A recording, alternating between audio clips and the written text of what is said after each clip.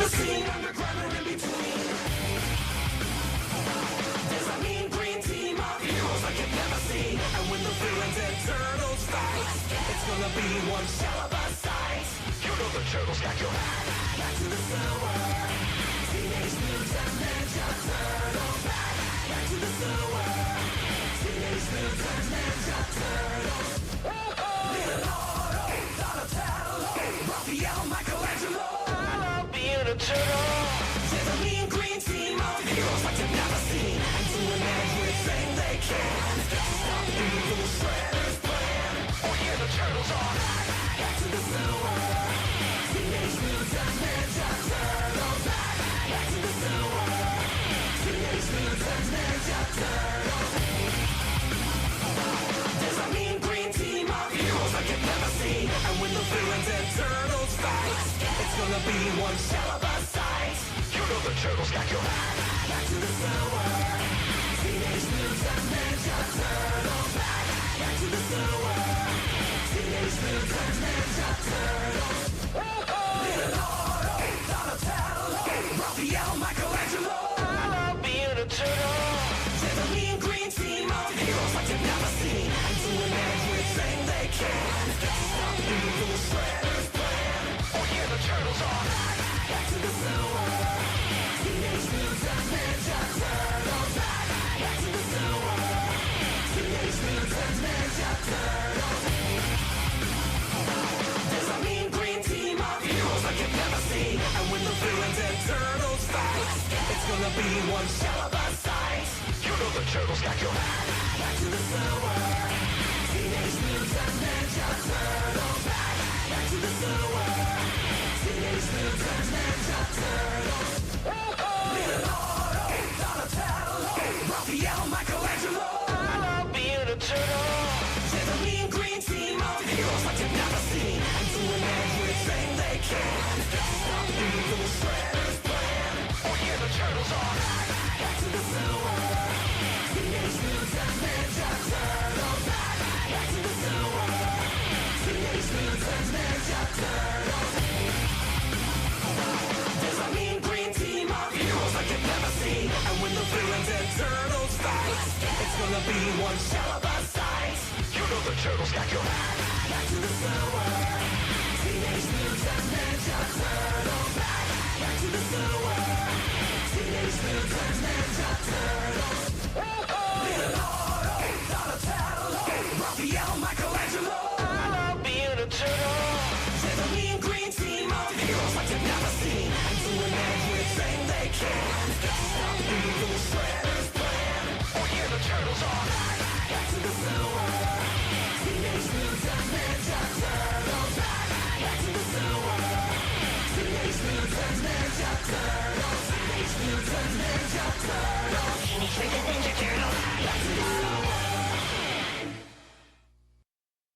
It's ninja time! In the city, on the scene, underground or in between. There's a mean green team of heroes like you've never seen. And when the villains and turtles fight, it's gonna be one shell of a sight. You know the turtles got your back to the sewer. Teenage Mutant Ninja Turtles, back to the sewer. Teenage Mutant Ninja Turtles. Leonardo, Donatello, Raphael, Michelangelo. I love being a turtle. There's a mean green team of heroes like you've never seen. And doing everything they can to stop evil Shredder's plan. Oh yeah, the turtles are back to the sewer. Teenage Mutant Ninja Turtles, back to the sewer. Teenage Mutant Ninja Turtles. There's a mean green team of heroes like you've never seen. And when the villains and turtles fight, it's gonna be one shell of a sight. You know the turtles got your back to the sewer. Teenage Mutant Ninja Turtles, back to the sewer. Teenage Mutant Ninja Turtles. Leonardo, Donatello, Raphael, Michelangelo. I love being a turtle. There's a mean green team of heroes like you've never seen. And doing everything they can to stop evil Shredder's plan. Oh yeah, the turtles are back to the sewer. Teenage Mutant Ninja Turtles.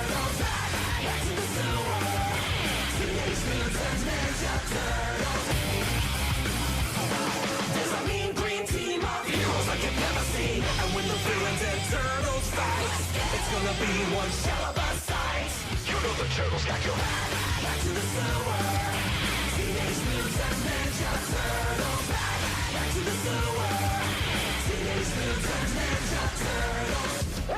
Leonardo, Donatello, Raphael, Michelangelo. I love being a turtle. There's a mean green team of heroes like you've never seen, and doing everything they can. Stop evil Shredder's plan.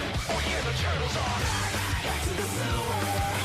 Teenage Mutant Ninja Turtles. Back to the sewer.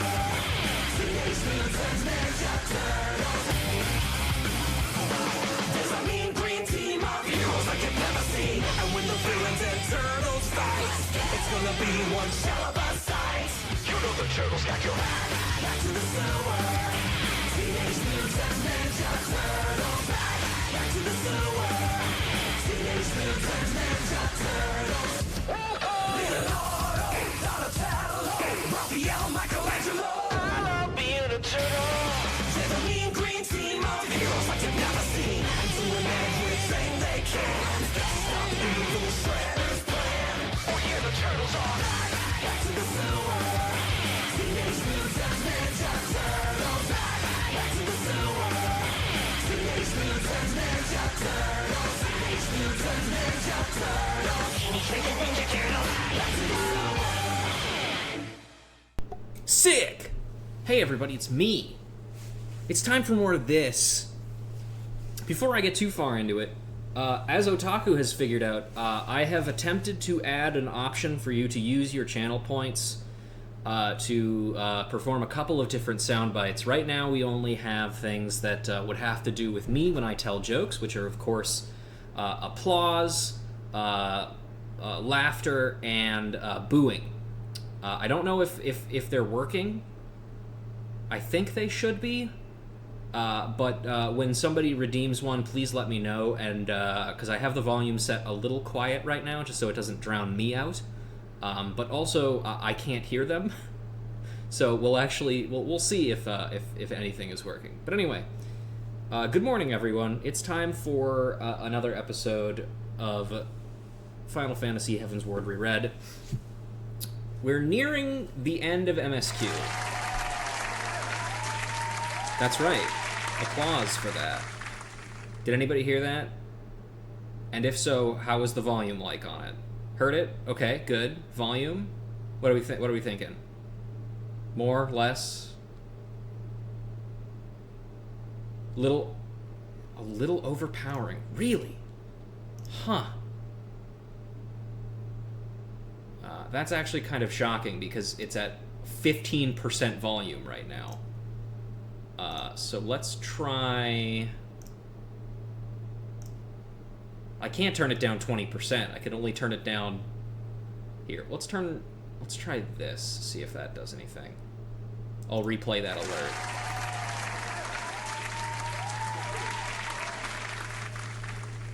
Okay. Maybe I just need to be louder. Okay, cool. I turned down the master volume instead of the individual volume of thing. Anyway, it doesn't matter. Thank you for helping me with my technical issues. So today, I'm going to go ahead and just kind of outright say what the plan is for today, because I'm hoping that will help keep me on track a little bit more and help me have a better idea of what I want to have accomplished by the end of stream today. So, what we have to do today is a quest line in... a pair of quest lines in the Hinterlands over in Idleshire, whatever. We have a quest line that is going to take us from Ishgard to the Churning Mists and then into the Sea of Clouds. We have 3 tribe rank-up quests to do.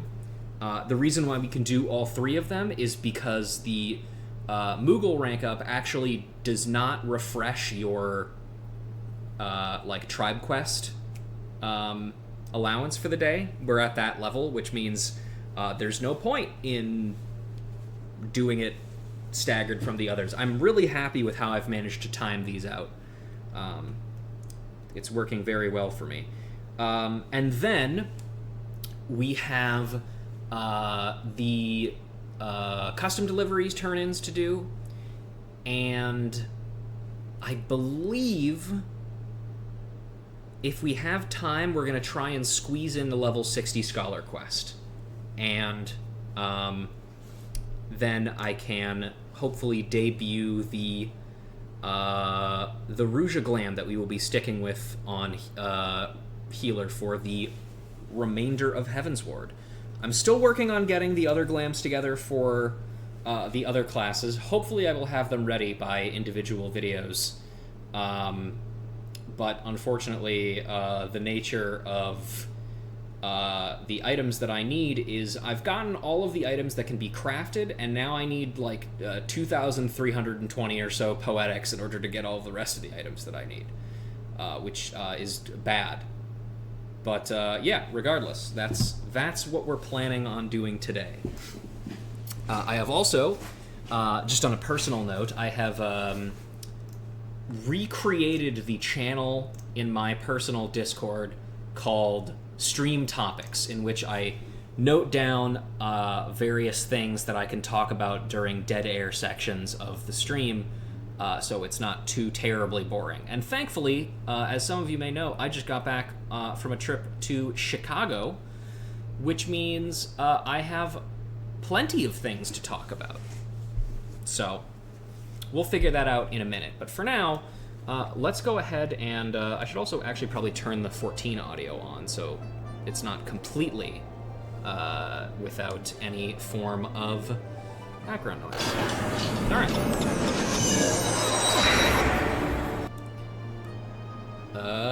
There we go. Awesome. Looking out over that horizon. All right, see you guys later. I'm going to the fucking...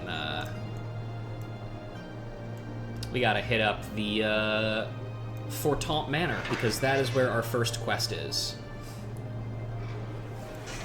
And then we're gonna go about things in a little bit of a weird order. We're going to start in Idleshire, rather than immediately start progressing this quest, just because normally what I would do is I would go from Ishgard to the Sea of Clouds, from the Sea of Clouds to the Western Highlands, and then therefore into the Forelands, and then from the Forelands into the Churning Mists, and then kind of back around into Idleshire, make a nice kind of line that we can follow.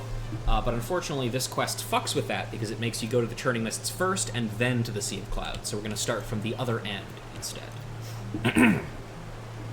Alright, here we go. Moogles in the sky. The House Fortant Knight has an urgent letter to deliver, and he's looking right at you. Just who I was looking for. A letter was delivered to our house addressed to a Mistress Lorelei. I wouldn't dare to presume the... did I explain the music? Oh, there's no connection to the music this morning. I just wanted to listen to that song because it's awesome. And I'm tired of coming up with songs that are related to side quest. I wouldn't dare to presume to open the letter myself, but the Moogle who delivered it seemed to be in quite a fit of excitement. It might serve you best to open the letter immediately. Rusha, I hope Ishgard's frigid climb is treating you well. As for me, I'm glad to be in a place with more agreeable weather. I've come to have a delightfully droll time with the Mogholm Moogles, and we've come to an agreement. Mogholm will host Moogles from the Twelveswood, so we can all get to know each other better. This will be a rare chance for the Moogles to share and celebrate their friendship together. And of course, we couldn't forget to invite our favorite adventurer, you! Come to Mogholm before all the wine is drunk and all the Koopo nuts are eaten. I regret to say I won't be able to attend due to other pressing matters, but one of Mogholm's residents has agreed to greet you upon your arrival. His name is Mogul, and I've met hardly a Moogle more friendly. He eagerly awaits you at Mogholm. From Kupla Kop. This letter arrived to our house addressed to Mistress Lorelei. It seems quite urgent. It might be best for you to open it immediately. I already did. Okay, well, that's cool, man. I'm gonna go talk to some goblins. I'll see you later, though.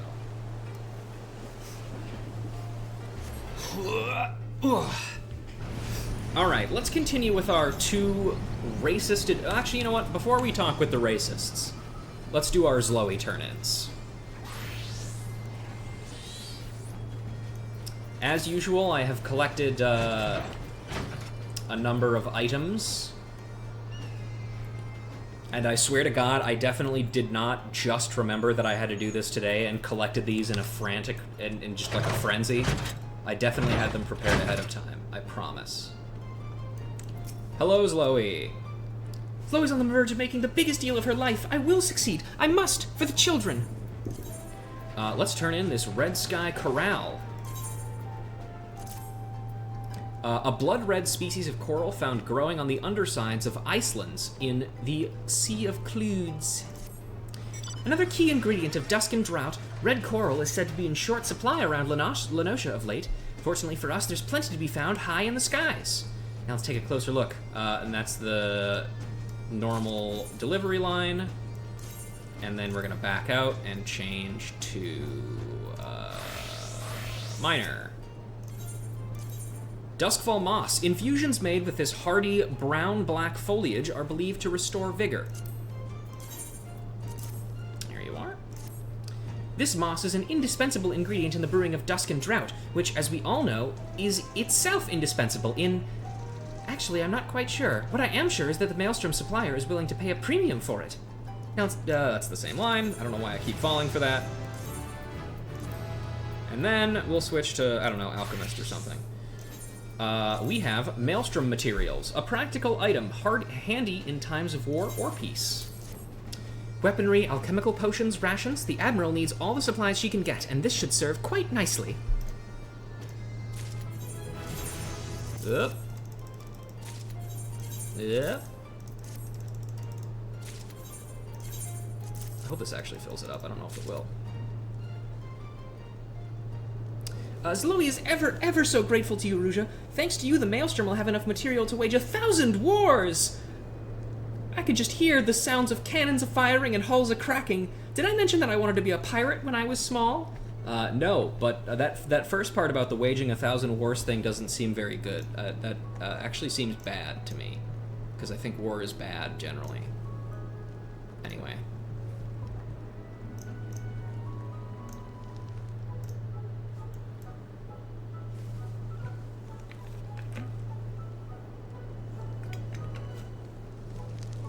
Ruja, you'll be happy to know that Zloe's instincts were right on the mark once more.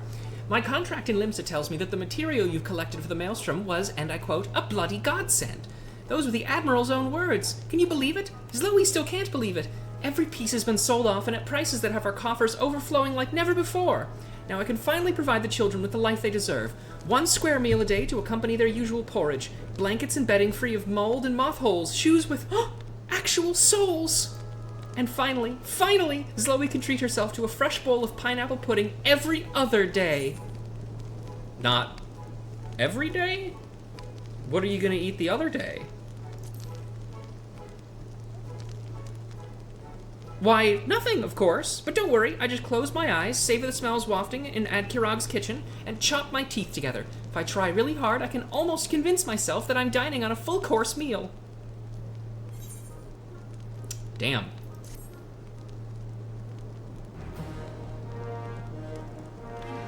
You need help, like, financially, which I suppose is what I'm doing, but also just, like, otherwise.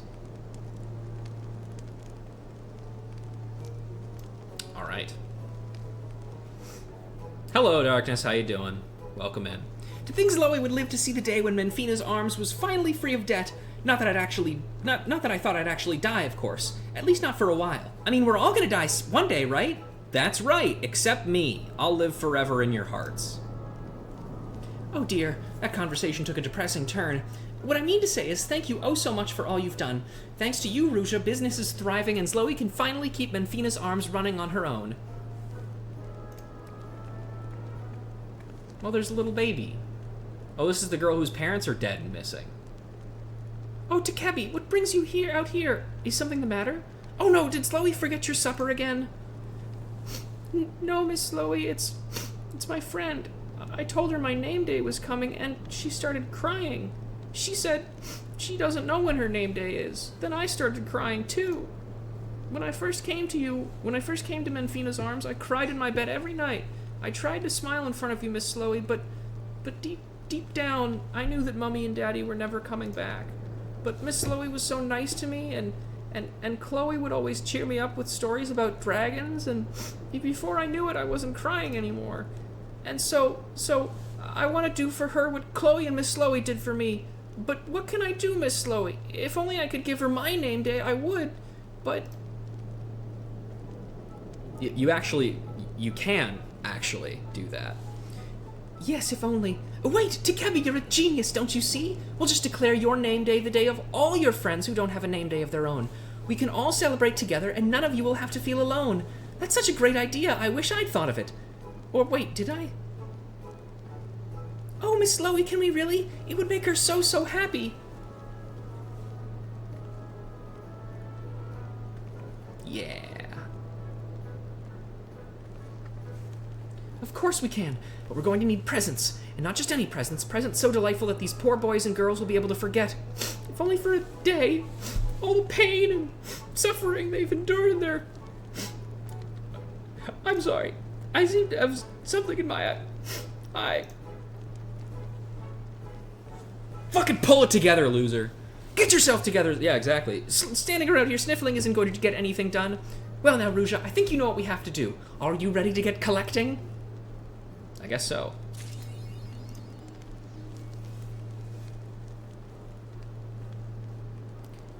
I'm pretty sure this is the same as before. Cool. Alright, that's all done.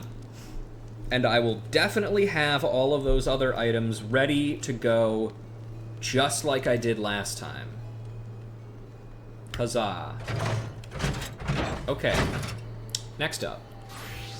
Also, that plot point about having all the orphans who don't know what their birthday is share the same birthday reminds me of a very sweet little thing in Grand Blue Fantasy, where there are two characters,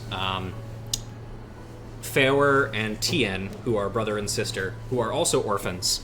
In all of the birthday lines that Feower has with your character, he's like, I don't know when my birthday is, and so your character's like, let's share a birthday then. We can just do that. And so all of the subsequent birthday lines are like, hey man, happy birthday, and it's like you two sharing a birthday, which is really cute. But also, all of the birthday lines you have with Tien are her going, I don't have a birthday either, and me and my twin brother Feower, we've always just had to, live by whatever. And it's just like, okay, Tien, you know that I gave your brother my birthday. That means it's yours too, fucker. Celebrate, asshole. Anyway, let's talk with these idiots. Didine's doubts. Didine thinks the goblins are brainwashing people and wants to know how they're doing it. Okay, buddy. Everyone here has been brainwashed by these goddamn goblins. If we want to cure them of this brainwashing, we'll need proof that the goblins are up to no good. And it just so happens that mere moments ago, I saw something that might lead to that proof. There was a goblin leading a group of new immigrants towards St. Mocaine's Arboretum. Arboretum, that's the word. Of course, I'm onto their tricks. I refused his invitation. There's only one reason for him to taking them out to a deserted place like that. He plans to brainwash them. What do you mean you don't think so? Perhaps you should go there for yourself and see. While you're there, you can see if you can't find out just how they go about doing this brainwashing. You still don't believe me that the goblins are brainwashing everyone? Head out to St. Mocine's Arboretum and see for yourself. Notched Bone's suspicions. Notched Bone seems convinced the goblins have brainwashed the citizens of Idleshire. Everyone here's been brainwashed by them goblins, I tell you. We gotta find some kind of proof that they're evil. Then everyone will come to their senses. As luck would have it, I just saw some mighty suspicious. This goblin was armed to the teeth and heading out towards the collector's quarter. There ain't nothing dangerous out there, so what does she need them weapons for? She's definitely up to no good. I don't know why you look so unconvinced. It's clear there's something crooked going on. Go out there and check for yourself. Go out to the collector's quarter and find the goblin I was talking about. Once we uncover what it seems, whatever it is they're plotting, all these poor brainwashed folks ought to come to their senses. Yes, I'm sure they will, buddy. Alright, let's get going.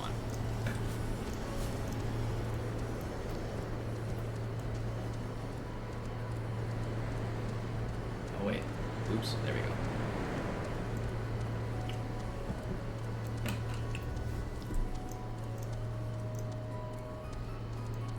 Alright, well, while we are out flying, let's go ahead and dive into some stream topics, shall we? So, the first thing I have to talk about is, of course, the trip to Chicago. So, initially what was going to happen is me and my roommate Hunter, we were going to take a train to and from Chicago, just because, I don't know, it seemed interesting, you know? And, anyway. What can I help you with, Uplander? I'm in the middle of exterminating damselflies. I found damselflies heavy with eggs. Let egg-laden damselflies be and they will multiply out of control. It will quickly become a big, big problem. People might get hurt. You come with good timing, Uplander. Can you help me exterminate damselflies? We cannot let them be. If eggs hatch, they will be too many to handle. So, unfortunately, on the topic of the taking the train, a polar vortex hit just as we were planning to go out, which also killed my car, which is very cool. But what it did is it canceled our first train out of town and forced us to reschedule. And then the weather apparently canceled our other train as well. But instead of having to reschedule, what they did is they were like, we'll just give you, like, a bus ride at the same time from the same place, so you don't have to go through that again. Now, unfortunately, A, this was not what we paid for, and B, a bus as compared to, like, a train sucks and is not fun. That being said, the ride in was fine, all things considered. It was like 7 hours long, which, I mean, you could kind of expect from a trip that long. And there was no Wi-Fi on the bus. You just kind of had to use data, and not a lot of leg room, you know, not great. But I had a pair of seats to myself. Hunter had a pair of seats to himself, and it was all good for the most part. Thank you, Uplander. With this, damselfly exterminating is now complete. Collector's Quarter is much safer now. Thank you for your help, Uplander.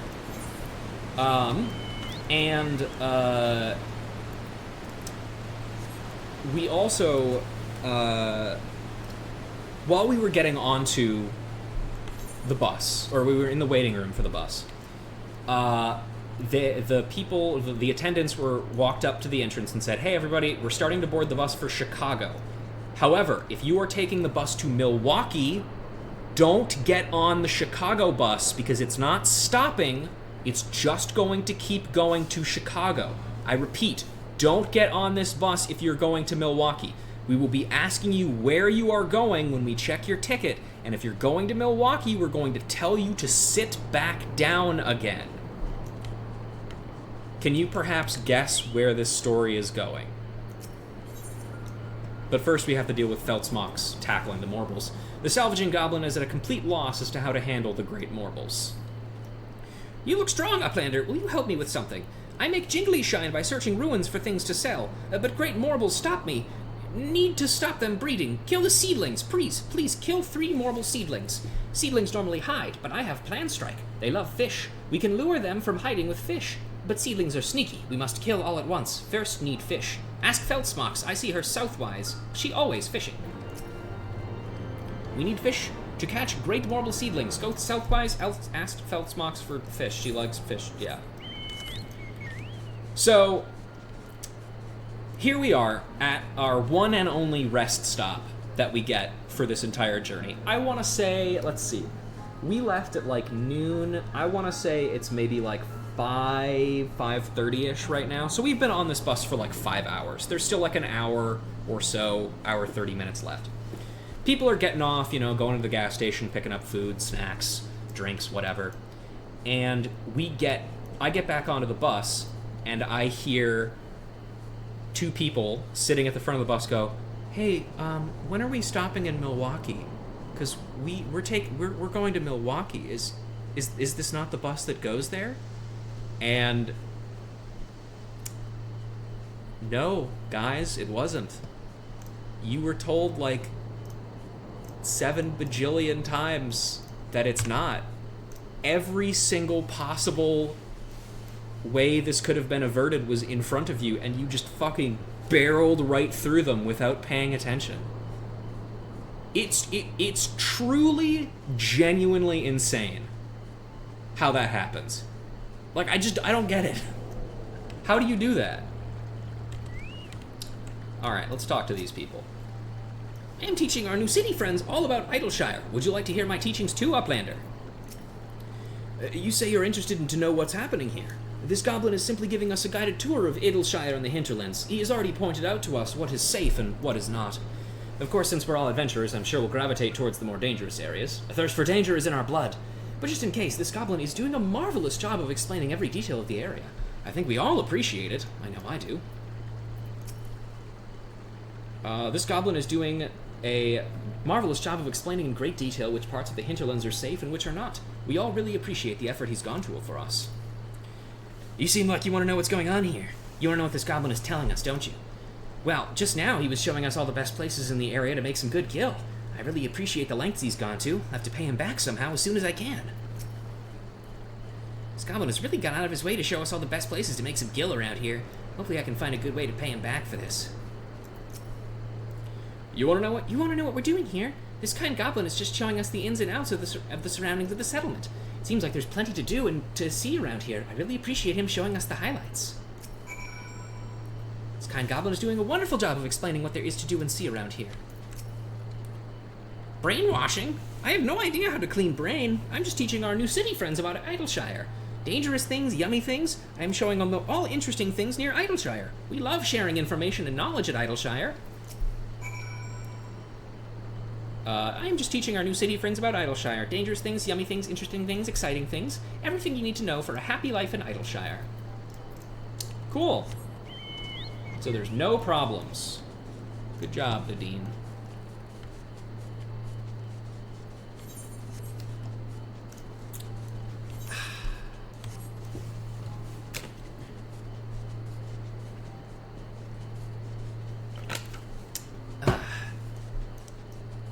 Feltsmox, where are you? Hello. How you doing?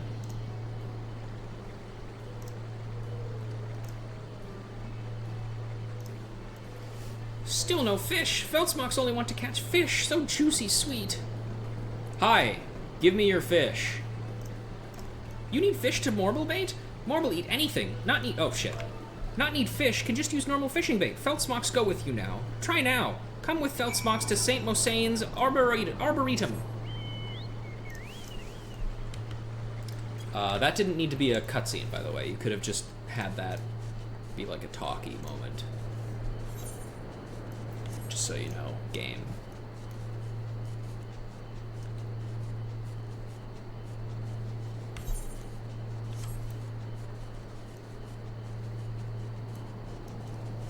Hi, Feltsmox.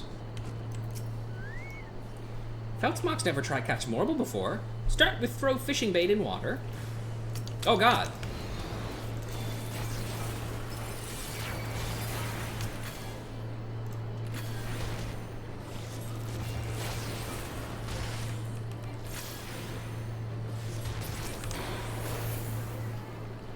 Wow. Really well. We caught them! We caught them! But Feltsmox cannot catch Kish, only... Kish? Feltsmox, could please give Feltsmox little Kish? But Feltsmox cannot catch fish, only Morbles? Feltsmox not sure how to feel about this. For now, we killed enough Morbles. Return to Gabi who sent you. Tell him we killed great Morble seedlings. Morbles are slain. Return to Gabi who sent you. Tell him great Morble seedlings are slain.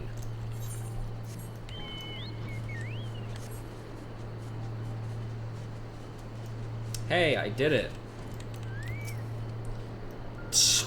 You've already slain the seedlings. You're a strong uplander, thank you.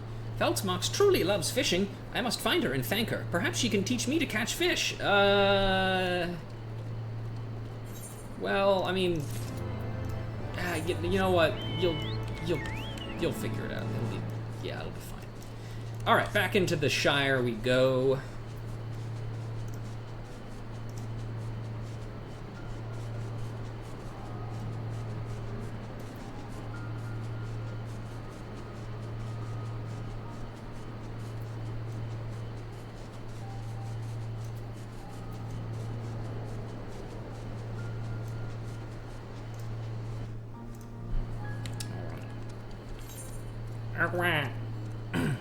Can't do that.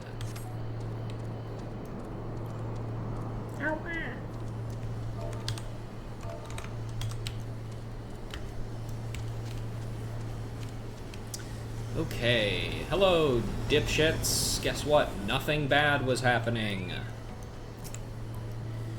Welcome back, adventurer. Did you save those adventurers from their chilling fate? Yep, they were being showed around. Huh? It was just a guided tour? There's no way those goblins are that kind. It's suspicious. When we were back in Ul'dah, everyone who seemed nice always turned out to be a right bastard. No exception. Yeah, that's Ul'dah. I bet he's just pretending to be guiding them around. He was waiting for the perfect moment to start brainwashing them and had to stop once you turned up. Maybe he was, oh, gods, I'm hungry.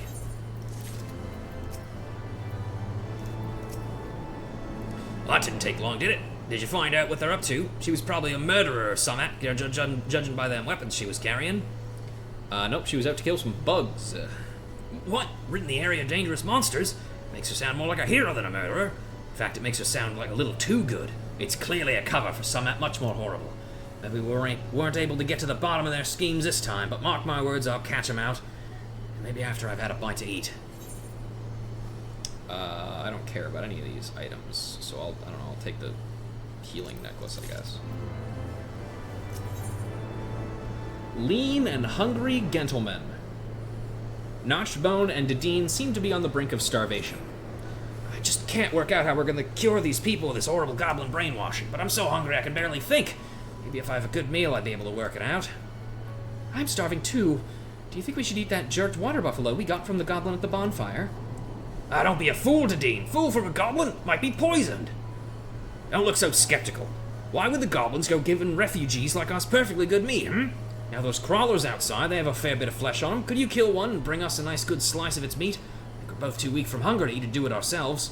Doubt it's edible raw. There's a bonfire in the answering quarter. For if you roasted the meat there, I'd figure it'd come out pretty good. Please hurry. I'm so hungry I can barely move. I can't take it any longer. I think I'd eat just about anything. Except that horrible poisoned water buffalo meat those goblins are trying to trick us into eating. Please, adventurer, give us a nice big slice of meat off of them. One of them crawlers wriggling around in the hinterlands. Yeah, okay. Man, you guys are crazy.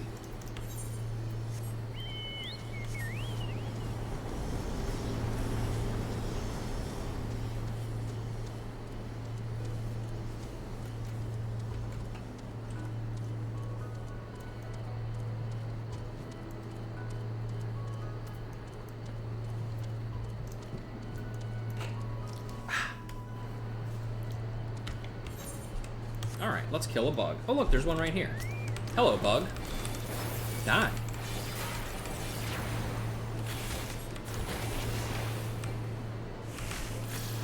Ah.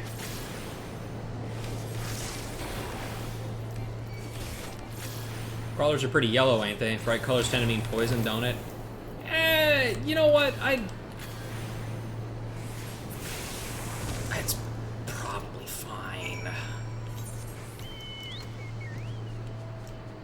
Sorry, where the fuck do you want me to cook this?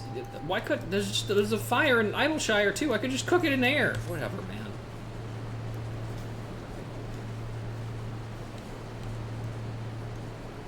Goblin coal shifter. Do you want to use bonfire uplander? Roast any tasty meats you want. Just don't let fire go out.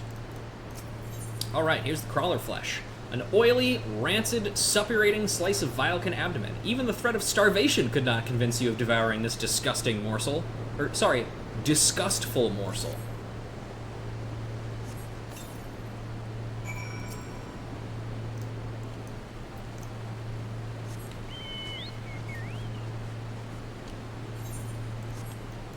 All right.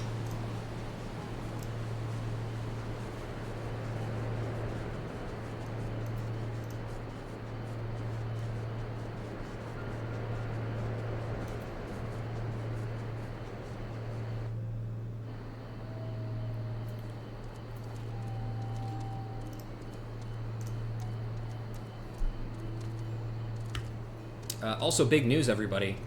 The PS2 that I bought from the convention, I did manage to get it working. So I'm experiencing Jack and Daxter 1 for the first time. And it's pretty cool so far. However, here's my one problem with Jak and Daxter. And also, this was a problem I had with Sly 2 when I played it a little bit on my old PS2, like years ago. Inverted camera controls. I hate them. I don't want to have to push right to look left. I want to push right and look right. And there's no way to change it either, which sucks. Oh, adventurer, thanks the gods you're back. I thought I was about to pass out from hunger. Roasted crawler flesh. A charred, fragrant, juicy slice of roasted heaven. Even the threat of eternal damnation could not convince you to keep your mouth off this ambrosial morsel. Back and forth. We're 2.5 years of reading. Thank you, Tom. Yeah, 2.5 years of reading. It's been a long time. I need to remind myself when the anniversary of us starting this is. I'm pretty sure I had it written down previously, but I don't anymore. This ain't bad at all. Guess we don't need that jerked water buffalo after all. I'll bet it's poisoned anyway. Clearly had no trouble finding that bonfire we mentioned. I think you might be able to take this jerked meat back to the goblin who tends it. We sure don't want it. You go tell that goblin we don't need his poisoned food. We've got this delicious roasted crawler meat. You take that jerked water buffalo back to the goblin at the bonfire. We're gonna finish off this crawler meat before it gets cold. Give that jerked water buffalo back to the goblin at the bonfire. We don't want those filthy goblins thinking we owe them anything. You guys are so fucking insane.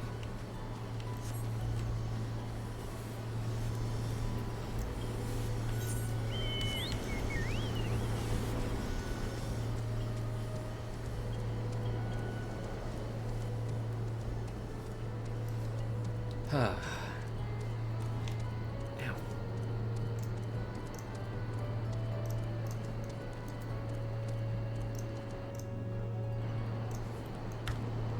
I wish we didn't have to go all the way out to the fucking bonfire again, though.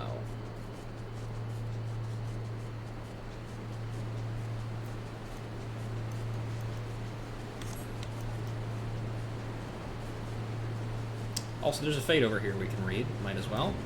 Habitrot! Habbycat! No, my friend! The Cyclopean crawler Habitrot is a weaver most wicked, and will spin his silk about anything that moves, including his own kin. It is high time the Vilekin's threads were snapped. You are a fucking insult to the Habicat name, you motherfucker. Hi. I am just humble bonfire Gobby. Can I help you? Jerked water buffalo, the dried meat of water buffalo native to the Orn Wild, a goblin staple for long journeys. Who up jerking they water buffalo? This is jerked water buffalo I gave to refugees. They eat roast crawler flesh instead? Is that safe? Can uplanders eat that meat? It gives us gobbies horrible belly pains. I am very worried about refugees' bellies. Please take this gobby tea. It is good for curing belly pains. If refugees have belly pains, gobby tea should cure it.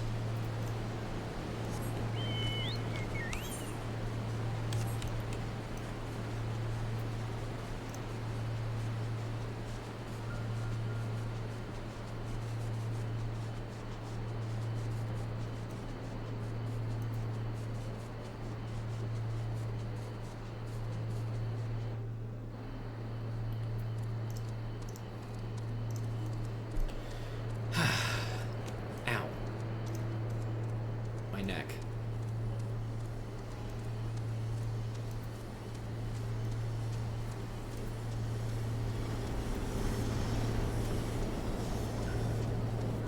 Hey guys, how you doing?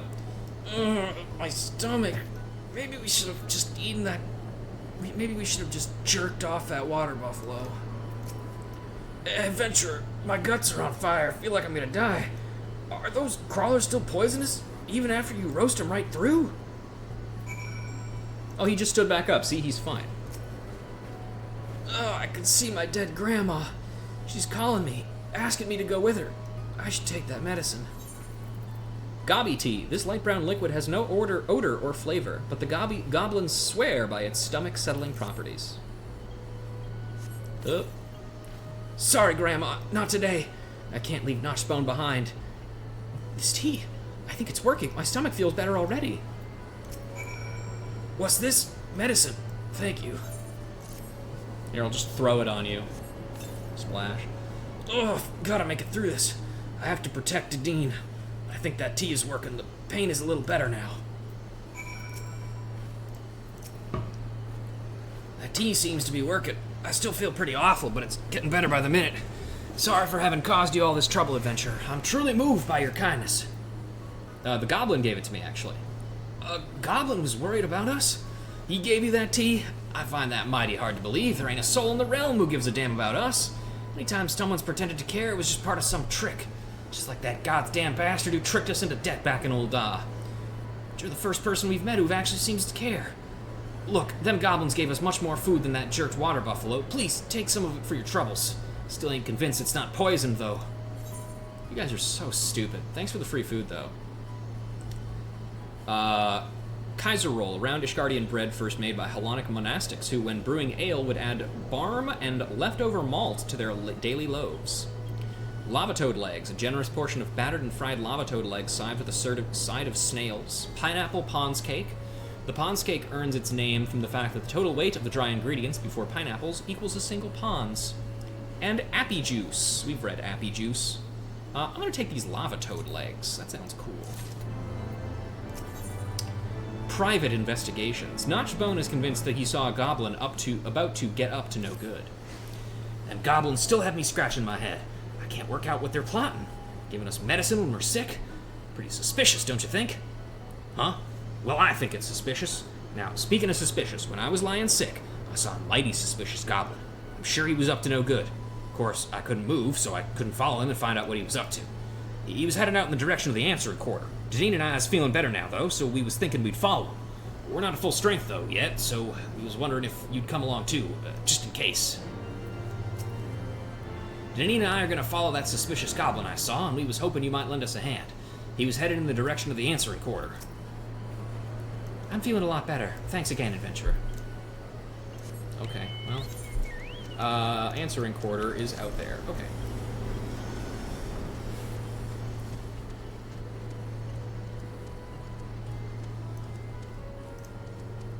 Speaking of, well, actually, let's move on to, another, little topic here. I don't think we're gonna have to go too far. Oh yeah, no, not far at all. Alright. I'll do it when hey, why don't you fuck off, buddy? I feel just like an inspector.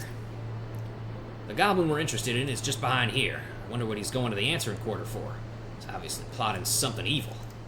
Just gotta keep going south, following this goblin. Stay close, Adventurer. We'll catch him in the act this time. How far south? Oh, not that far.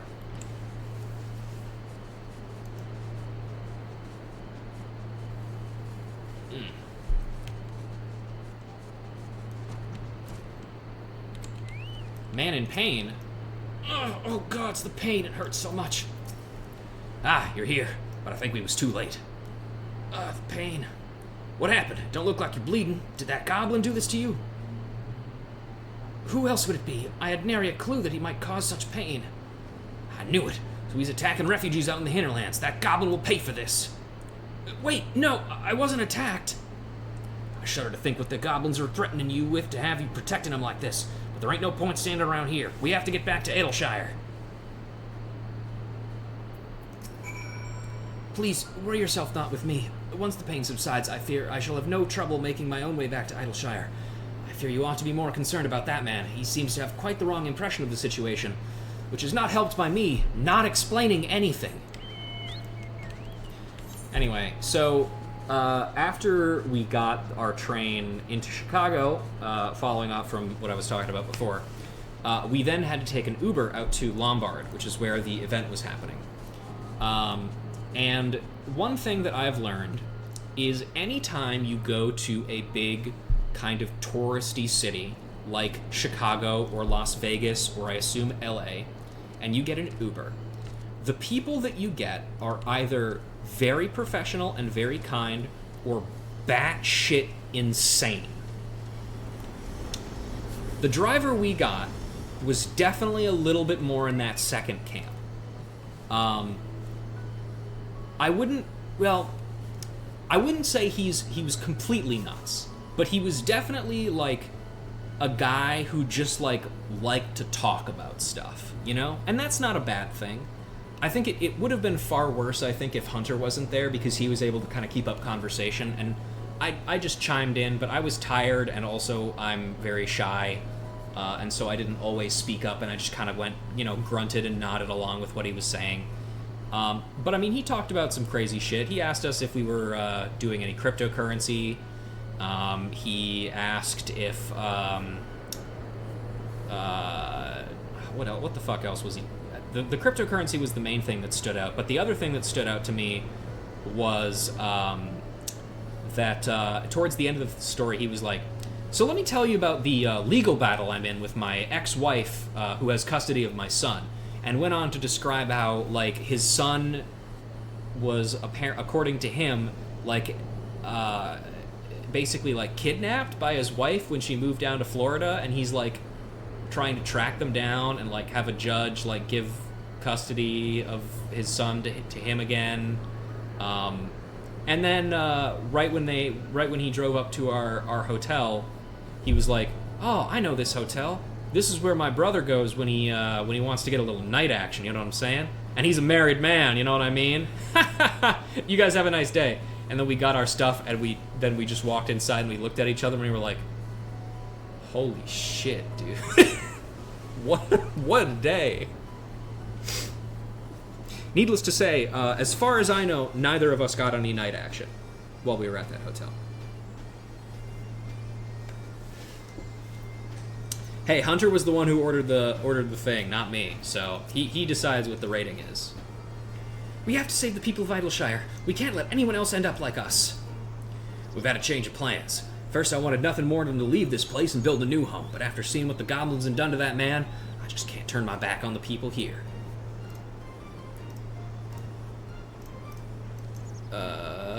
I've talked with Dadine, and we both agree. We've got no choice but to do everything in our power to thwart these goblins and their horrible schemes. Can't let anyone get tricked, exploited, or used like we were. But you weren't tricked, exploited, and used here. It was in Ul'dah that happened. Whatever. Notchbone still wants to follow the suspicious goblin. You might have lost his trail, buddy, because you went back to the city. Whatever. Adventurer, that evil goblin from before has returned. Came back to Idleshire, made his preparations for his next heinous crime, and headed straight back out into the hinterlands. With your help, we'll catch him for sure. Meet us in the answering quarter, just outside the city. Horrible goblin is up to something again. This time we're gonna get him. Meet us at the answering quarter. We're going to get to the bottom of this. Please help us thwart that goblin's nefarious plans. Yeah, sure thing, man. Thankfully, the only other Uber that we took over this trip was on the way into the train station, and that second Uber driver was just, like, dead silent the entire time. Which, you know what? Fair enough.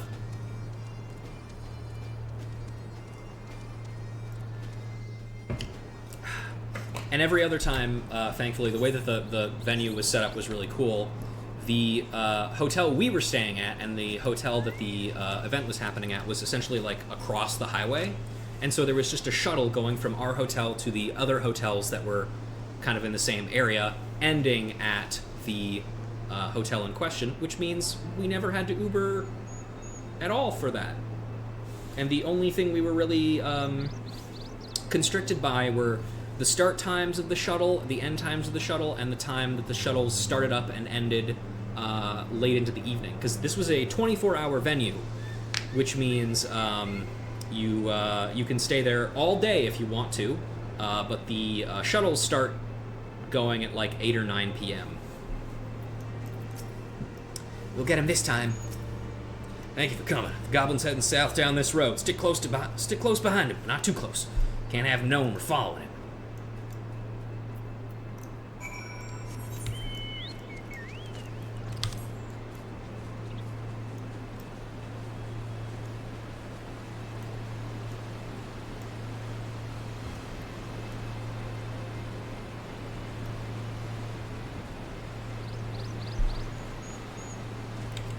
Hey, man. Do you want something? I'm sorry, right now I have something I must see to. Maybe ask another time?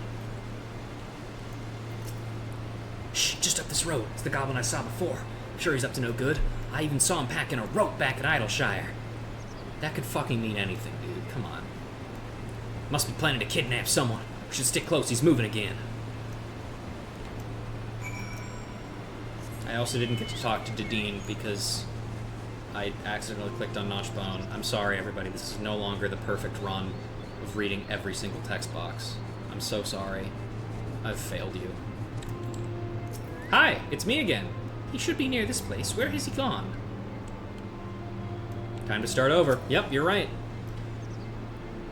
It's funny you mention that also because that is something I have been thinking about, but I've been like thinking about the level of quality that I've had going throughout this series, which I mean has been middling at best. I'll be honest, in terms of like mic quality and just everything else in general. But it sucks that the part that like the main reason I started this series, which was getting people to appreciate A Realm Reborn, meant that the start of the series, the most important part, was also the part that is kind of like the lowest in quality, which is a little sad, but I mean, we've come so far, you know? It would be a shame to do everything all over again. Especially catching all those fucking fish. Notchbone's right. This filthy goblin is just too damn shady. That goblin's clearly looking for some ad. Is he searching for his prey?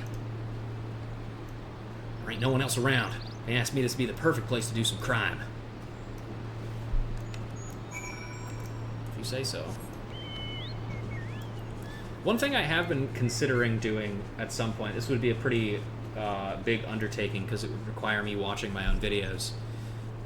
But if I ever wanted to make like compilation videos of all of a particular quest line, because I mean, like we split up, for example, like the Scholar quest line usually over several streams. So if I wanted to, I could like go into my videos, re-download them, cut out all the parts that had the Scholar quests in them, and then just put them together in one particular video to upload. Oh gods, oh gods. Are we gonna end up like these poor Ornkites? That was the wrong voice. Look at them all. Did that little goblin kill them all single-handed? Notchbone, this isn't safe. We shouldn't be here. Don't be such a coward. If we don't do something, what'll happen to the rest of the people of Idleshire? Come on, we can't let them get away.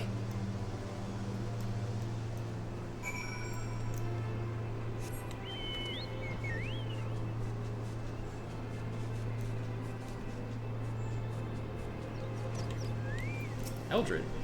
Ow. I don't think I will be gentle just because you are Uplander. Please don't struggle.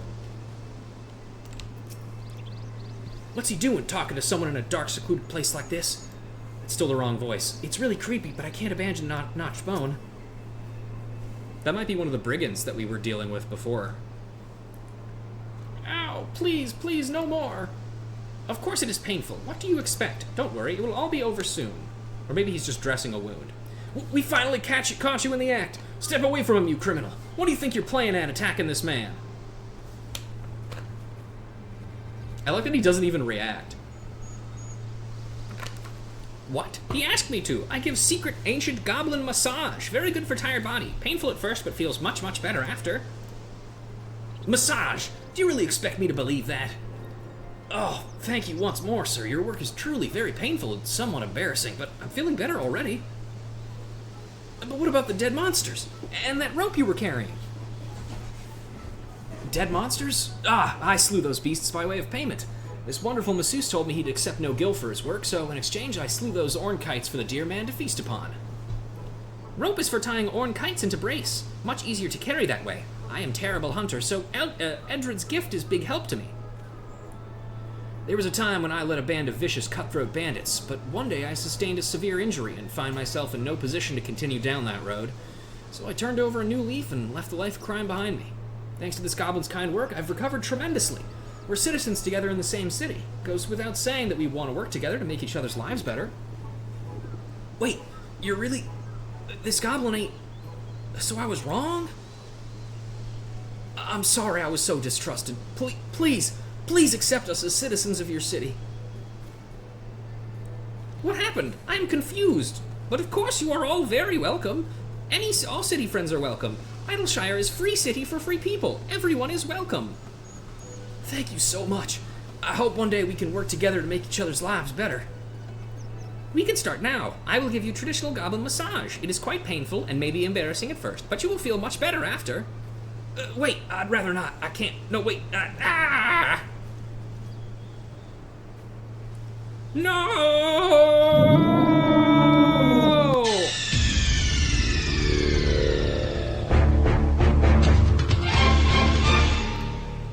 I'm sure he's fine. Oh, I thought he was... It would have been really funny if he's gone. It's like they massaged him out of existence. I've never seen Notchbone scream like that. I am happy to have new friends. I am inspired to work even harder at massage. Should you try a goblin massage, I have no doubt that you'll come back for more. I highly recommend you try it. That hurt more than anything I'd ever felt in my life, but I do feel very relaxed and limber. These goblins are pretty amazing. I'm just gonna relax here for a bit. I'll see you back at Idleshire. But you head back to Idleshire without me. I'm just gonna rest for a bit first. I still have yet to ever receive a massage. I would like to, but I don't know where I would do that near here. On Melancholic Hill, what tragic events brought unbalance to poor Moira's humors, resulting in an excess of black bile is unknown. What is known is that the overgrown Morval has already devoured 3 goblins, 4 Lalafels, and a Rolandberry cake baked to celebrate the name day of Idleshire's oldest resident. The Seedkin must be stopped before any more pastry is lost. Muscle work during PT, not the same. Yeah, pastry. Rough. I hope that elderly citizen got another cake, though, because that's fucked up.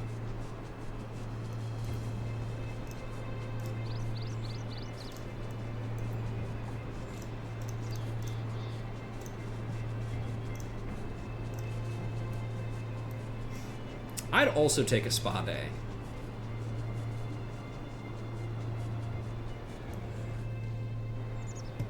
Ooh, a hot tub, yeah. I haven't been in a hot tub in a while. I took my swimsuit with me to to Chicago, but I didn't even actually end up checking to see if our hotel had a pool. I'm pretty sure it didn't. Even if it did, I don't know if we would have ended up using it anyway. Avoid little hole-in-the-wall massage parlors if you can. Oh yeah, absolutely. I would not have done that. I was completely wrong about the goblins. Notchbone and I hope to do everything we can to contribute to Idleshire and try to make up for our misunderstanding.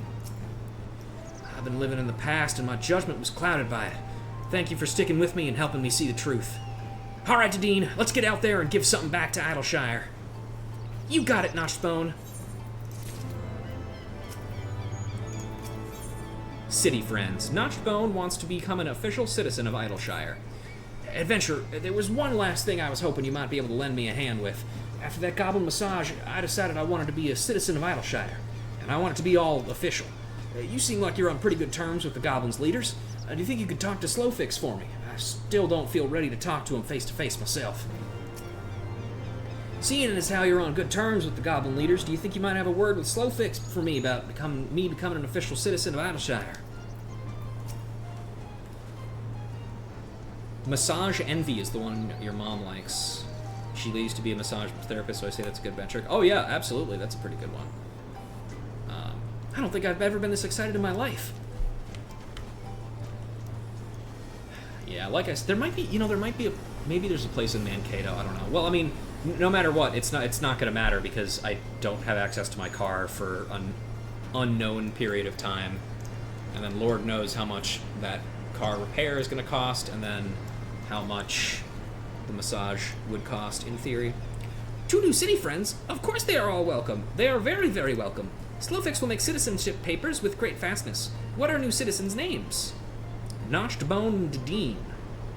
Notchbone and Dean. Slowfix has heard that name before. Notchbone. Ah! Letter! Letter came for Notchbone. Uplander, please give letter to Notchbone. Uplander, please take letter to Notchbone. Okay.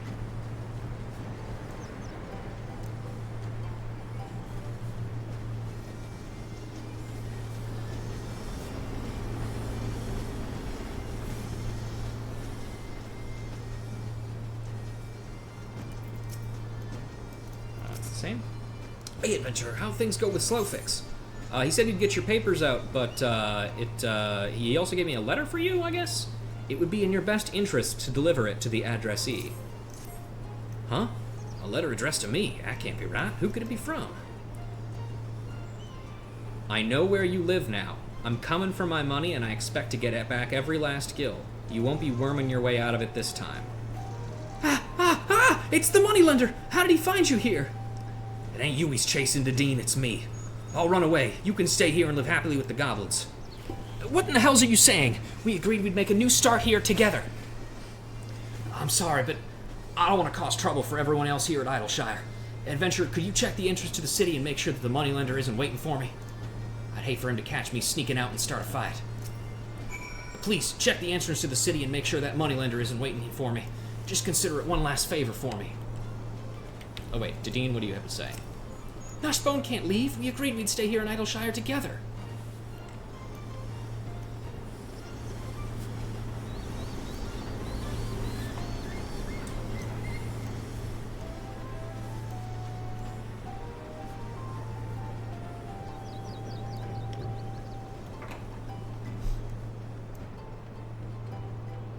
Hey, there's a man. A malicious moneylender. Hello. So, this is where Gnashbone has been hiding. So far out of my way, I should wring a little more gill out of him for the trouble. You live here? You might want to stay away for a bit. Things are likely to get ugly. Ever wonder what a leg sounds like when it snaps? If you don't want to find out, I suggest you make yourself scarce. I assume it makes the same noise that most bones make when you snap them, which is like a snapping noise.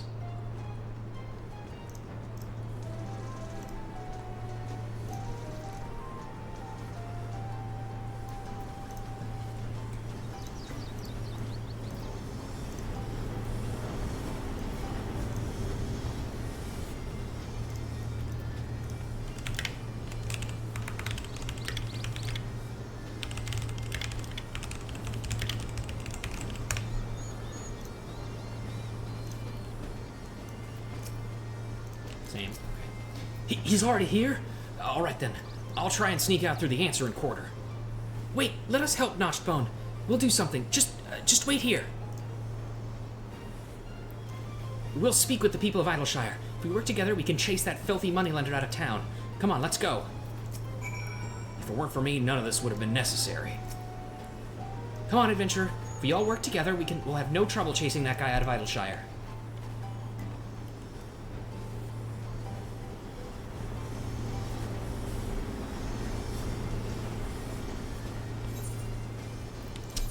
Where is he? Oh, he left the city? Why did he go? Whatever.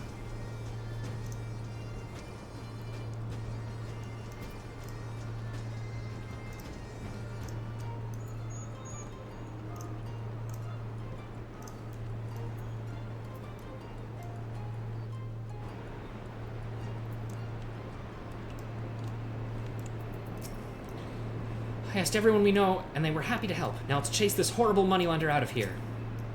Notched bone is friend. Helping friends is most important Gabi rule. I never thought I would see this man again, not out here in Idleshire. To think that he's still preying on the weak like this.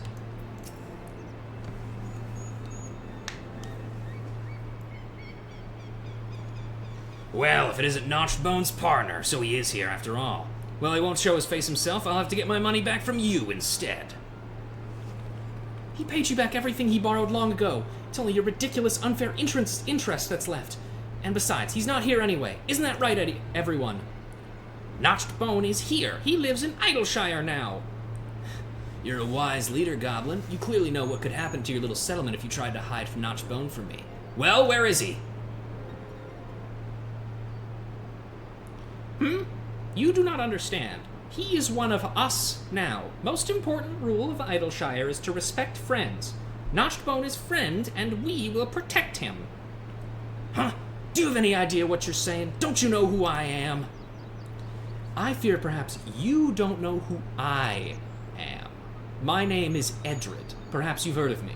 If you'd like to try your luck against me, be my guest. Who knows? Maybe you'll be the first person to put up a decent fight before I put you down. Ha! You expect me to believe a tale like that? Wait! I've seen your face before. On the bounty posters, you're Edred? The White Thunder of Thanlan? It's not a good name, dude. This is a curious city.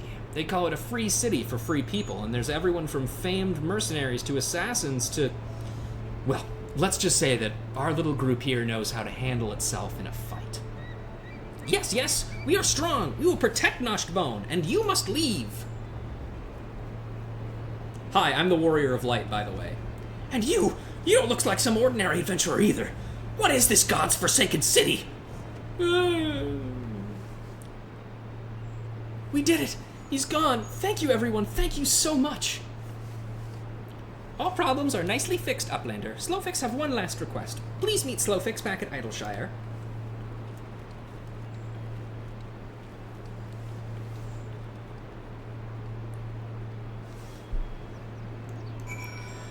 You know, Mr. Moneylender, choose your next words carefully. We're thousands of feet in the air. That despicable man makes a living exploiting the disadvantages of refugees like Noshtbone. He's truly the worst kind of scum. I can only imagine how difficult he's made Noshtbone's life. Edred, you're cool. I like you.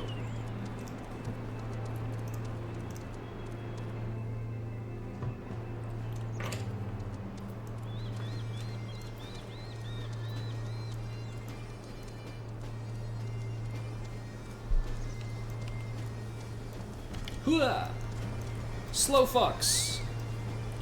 Everything was big success. We saved Noshtbone. Please take envelope, Uplander. It's very important paper thing for Noshtbone and Dedeen. Paper thing needs signature from Dripwix, but Slowfix is too busy to visit him. Please take it to him. He is watchguarding at Architectcon. Thank you for hand lending. Take paper thing to Dripwix. He should be watchguarding at Architectcon. The Architect... yeah.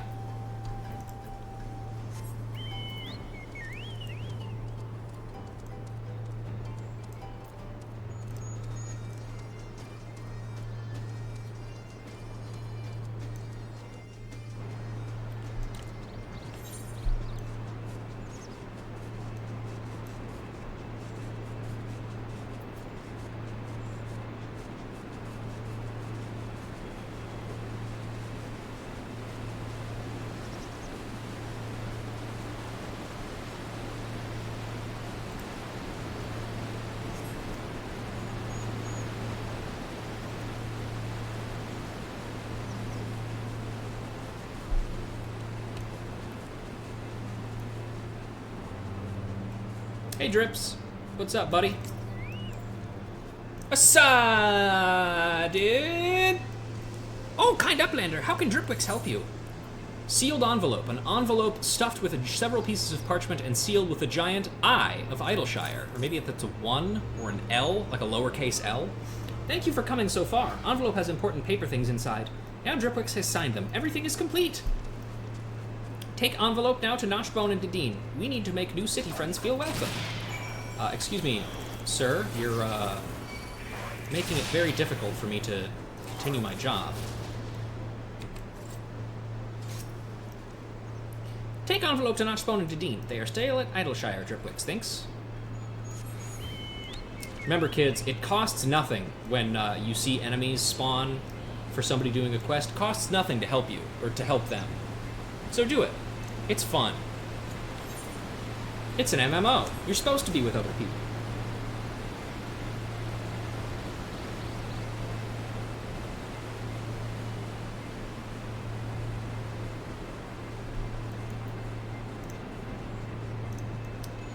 All right, let's see.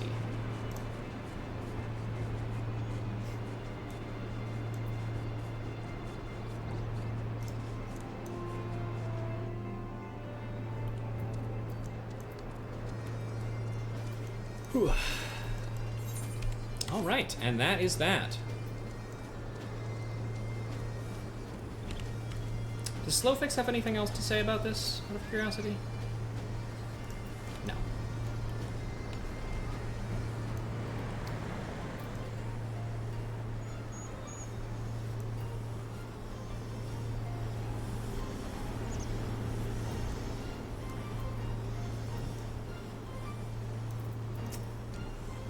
Adventurer, thank you so much for all your help. Dean told me all that happened. I'm so grateful for everything everyone's done for me, but I've caused so many problems, I think I should just leave. You got something for me? Thick envelope. Documents signed by Dripwix are contained within this nondescript manila envelope, which apparently exists in the fantasy world. Papers with Dripwix's signature? What, some sort of official documentation? Let's have a look. We recognize Notchbone and Dedeen as city friends of Idleshire. City has only one rule that they must obey. Always respect friends. Slowfix, Dripwix. I know that's like supposed to be like both of them having their signature on there, but it looks like they're just married. So their names are Slowfix, Dripwix, and Dripwix Slowfix. I don't know. Like Mario. No, actually, sorry. It would be Slowfix, Dripwix, and Dripwix, like Mario, and Luigi, Mario. We're citizens. We've spent so long getting kicked out of one city after another to finally have somewhere to call home.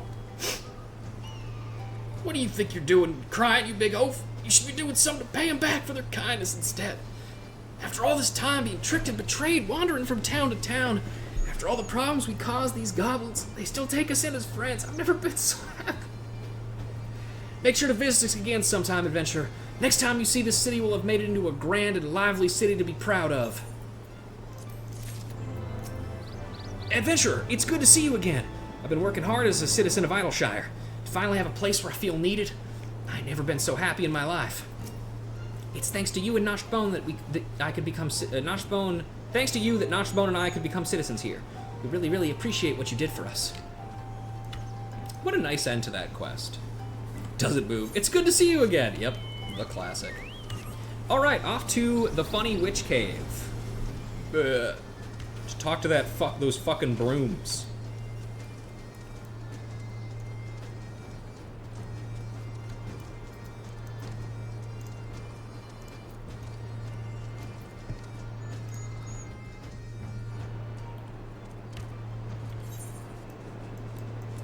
Down we go.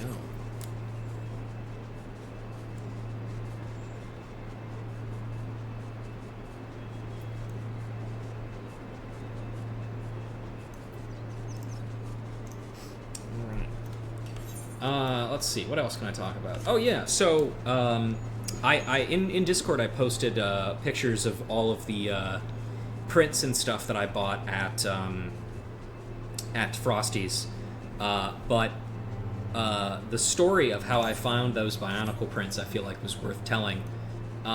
So what I do every single time I go to a convention that has an artist alley or anything similar to that is I troll the area for Ghost Trick merchandise, because that's my one true goal. Also, in all of the time that I have done that, I have only ever found one Ghost Trick print. So I have a very low success rate, believe it or not. But as I was walking through, I just happened to look up and kind of around at this one particular place, and I saw, holy shit, that's fucking Tahumata, Toa of Fire. What the hell? And that's a Borok next to him. So I started talking to the artist, whose name is Just Wharton, I believe. Spelled W-H-A-R-T-O-N. Let me double check that just to make sure. Yes. At Just Wharton on Twitter. Fantastic art. It's holographic. It's gold. They had a ton of other Lego related things too. But I only really ended up buying the Bionicle one, the two Bionicle ones, and the Lego Skeleton one, which I just like. And I just kind of started chatting with them about like why they chose to draw Bionicle stuff, and it was super cool. They were super nice, and I believe she was in the process of starting to draw a Rockshi print as well. So if that becomes something that is available from them, I'm for sure picking that shit up. Because, goddamn, I would love to have more of that. Hi, Matoya. I think I've already read that line before. Anyway, let's talk to the brooms. Should you choose to undertake this quest, you will receive no guidance from the journal or duty list. You will need to read the text carefully and decipher the clues to determine your next course of action. A straightforward fancy. The straightforward bloom will share with you his knowledge in exchange for a straightforward task. Knowledge seeks no man, swish swisharoo, but if you desire my knowledge, you must first grant me my heart's desire. Nothing fascinates me more than ether. Streams of it go round and round the world like great tangle of ribbons. When one rides such a stream, where would one end up? I often engage in such musings, but even as I muse, I frighten myself silly. For instance, what if I were to arrive at my destination only to find there is no dust to sweep? Can you imagine a worse fate? Of course you can't. You're not a broom. But I am, and I require a safety measure, something that will point the way home no matter where I find myself. A signpost for ethereal travel, as it were. Sparkly, glowy, angularly. Such signposts used to be commonplace in Charlian. If you can find one and bring it to me, I will share my knowledge with you. Desire a signpost for ethereal travel. Sparkly, glowy, angularly. Such signposts used to be common in Charlian. If you can find one and bring it to me, I will share my knowledge with you. Okay. Self-possessed broom. Looks like the same deal around here.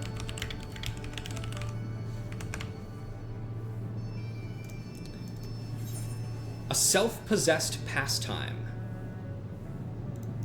The self-possessed broom needs your help to satisfy his fetish for bridges. Okay. That's cool, man. Knowledge seeks no man, swish swisharoo, but if you desire my knowledge, you must first grant me my heart's desire. After I finish sweeping, I go outside to dispose of the dust, and every time I do, I find myself admiring bridges. Fat bridges, skinny bridges, bridges made of rocks, tough bridges, rickety bridges, even bridges with pigeon flocks. They are unique and fascinating, all. I love to note and compare the differences, colors, sizes, and so forth. The other day, I got to wondering, what is the tiniest bridge in the area? I spoke with a little bird, and she told me there's a wooden bridge along the cliffs to the west that's tinier than anything from Alms. If you can find it for me, I will share with you my knowledge. A little bird told me there is a wooden bridge along the cliffs to the west that's tinier than anything from Alms. If you can find it for me, I will share with you my knowledge. Statuesque broom. A statuesque interest. This statuesque broom has pure intentions for you, unlike that last guy. Knowledge seeks no man, swish swisharoo, but if you desire my knowledge, you must first grant me my heart's desire. I am a finder of filth and a pursuer of purity, and right now I desire to behold that which is the opposite of dry, dirty, and dust, pure, untainted water. At the heart of the answering quarter there is a pool. If you follow the stream which feeds this pool to the west, you will find an untainted spring. I want you to draw water from this spring and bring it to me. If the water is pure and amazing as I imagine, I will share with you my knowledge. At the heart of the answering quarter, there is a pool. If you follow the stream which feeds this pool to the west, you will find an untainted spring. I want you to get that shit for me. Okay, so let's see here.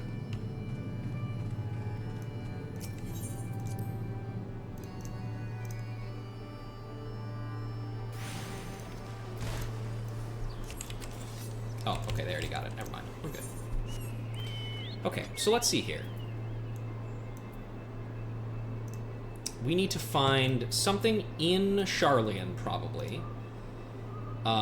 We need to find a wooden bridge to the west, which I think is over here somewhere.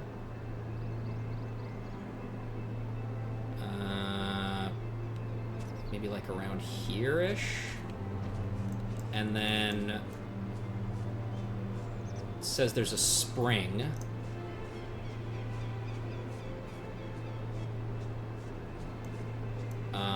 Which I guess, let's see. I don't know where the fuck that would be.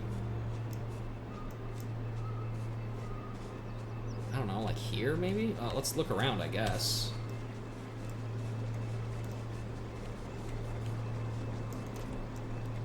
Just some shit here. Sure, whatever.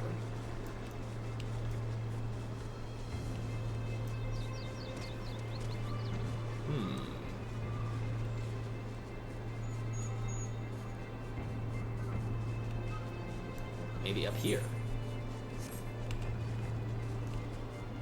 Aha! Untainted spring. God, I'm so smart. Okay. Fuck off, bird. And then we gotta find a little bridge. It's not this, right? Oh! You discover a tree trunk that is arguably serving as a bridge. Wow, that's crazy. Yup. That sure is a log. And then we gotta go to... over here, maybe?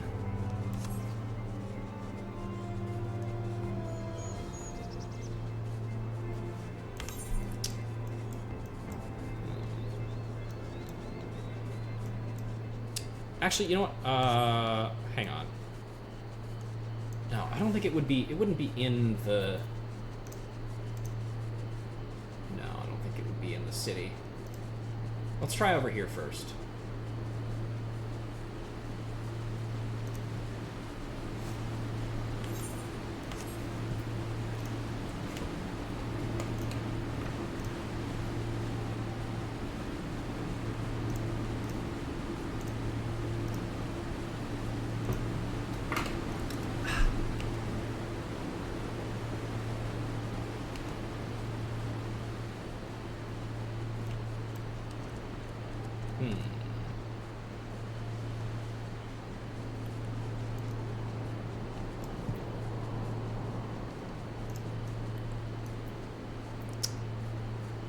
Let's see.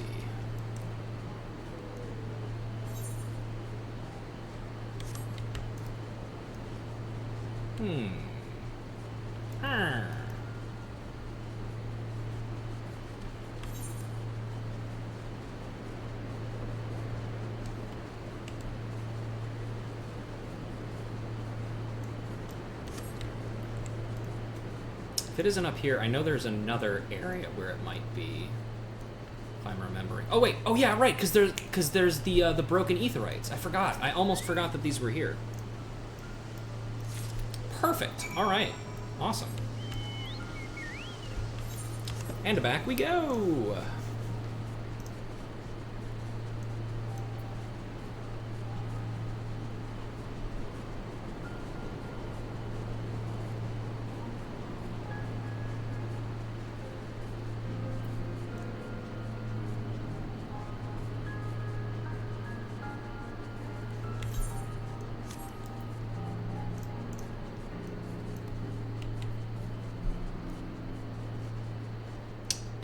Here.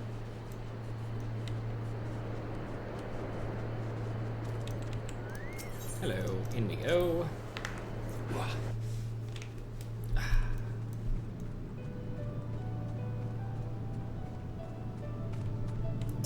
Hello, Mr. Statuesque Room. The brave adventurer returns, Swish Swisharoo. Do you have it? The spring water. Yes, I do. Cool spring water, completely free of Vilekin larvae, Spriggan feces, Namka eggs, and mind-altering funguar spores. Amazing! I can see right through it. Sometimes I can't even tell whether it's there or not. And yet there is something underwhelming about it all. In the end, it's just ordinary water. Legends speak of a water which surpasses all waters in beauty. It is unattainable to we brooms who possess no face. It is said that men have it, but not once has Mistress Matoya shown hers to us. Perhaps her well has run dry. Saltier than the blood-brine sea, yet clearer than the Thaliac River. You have this water, I'm certain of it. If you will show it to me, I will share with you my knowledge. Cross my bristles and hope to die. Alright. So we have to cry, which, thankfully, Rouge is really fucking good at that. But unfortunately, the Vieira emote for this, like all Vieira emotes, is dog shit. Be still, my rustling bristles! This is the water of legend, and now I remember its name. Tears! The rivulet streaming down your face, so poignant and yet somehow so beautiful. As promised, I will share with you such knowledge as I have received from my mistress. That is, the history of Charlian. Prior to the Exodus, such knowledge was as was conceived here, was presented to the Forum, the body of scholars which, for all intents and purposes, rules in the northern Otherland. Mistress Matoya was none too fond of them, to put it mildly, for they hindered her research in the name of their so-called laws. Though envy and spite were often the motive for their actions. I am but a simple broom, and I cannot claim to understand my mistress's feelings, but I imagine it was like getting dust stuck between my bristles. Oh? You wished only to know what my mistress desires. I'm afraid I cannot tell you, for she never imparted that knowledge to me. Sorry to disappoint.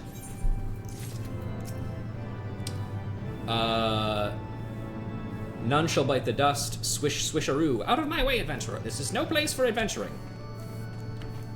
Self-possessed broom. The brave adventurer returns, swish swisharoo. Did you find it, the tiny bridge of which the little bird spoke? Pray describe it to me, that I might behold it in my mind's eye. Why is this race left so scuffed? I don't know. Because at first, when it was first added, it was like half finished, because you could only play as female Vieira, and you couldn't wear helmets. And then they added male Vieira, and then it was like 75% of the way finished, but like... I think ultimately one of the problem results from the way that Fran is depicted in Final Fantasy XII as just being kind of like aloof and cold, and so all of the emotes kind of reflect that. But like, I don't know, it doesn't make for good emotes, you know? It sucks. It was a log. Oh my, such a charming little bridge. Though I love big bridges and I cannot lie, there is something to be said for simplicity. I should like to sweep that bridge someday. As promised, I will share with you such knowledge as I have received from my mistress. That is, the workings of her crystal eye. 'Tis the most prized of Mistress Matoya's possessions, allowing her to see such truths as lay hid in the ebb and flow of ether. I wonder if one can see behind the shelves with it. My bristles rustle at the mere thought of all the dust that is collected there. Oh, you wish to only know what my mistress desires. I'm afraid I cannot tell you, for she never imparted that knowledge to me. Sorry to disappoint. I'm useless too. I live to sweep, swish swisharoo. Sweep with me or die. Can you do no less? Let me just check with Sorrow Rago real quick to see if he has anything else to say. I'm hopeless in battle, and I can't clean as well as the brooms. I'm good for absolutely nothing, Ribbit. Oh, woe is me. I don't want to go back to being an ordinary toad. If this was an Evilise game in the first place, instead of having everything be based on 11 stuffs to appear to its player base instead, Vieira would probably be finished at launch. It very well could have been. And it's interesting, too, because, again, Evilise is one of, like, the most interesting parts of this game's lore, because it's just so unexplored. Because as far as we can tell, a lot of it is just, like, this is just, like, the plot of 12, but, like, slightly different. Anyway, the brave adventurer returns. Swish swisharoo. Did you find it? A signpost for ethereal travel? Yes, an aetherite shard. A small piece of shattered aetherite. Yes, this is precisely what I wanted. With this, I can always find my way home. I need not fear being condemned to a dustless life. As promised, I will share with you such knowledge as I have received from my mistress. That is the fruits of her research into ether.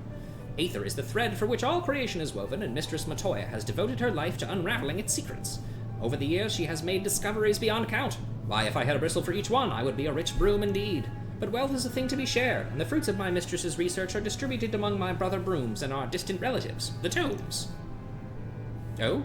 You wish only to know what my mistress desires? I'm afraid I cannot tell you, for she never imparted that knowledge to me. Sorry to disappoint.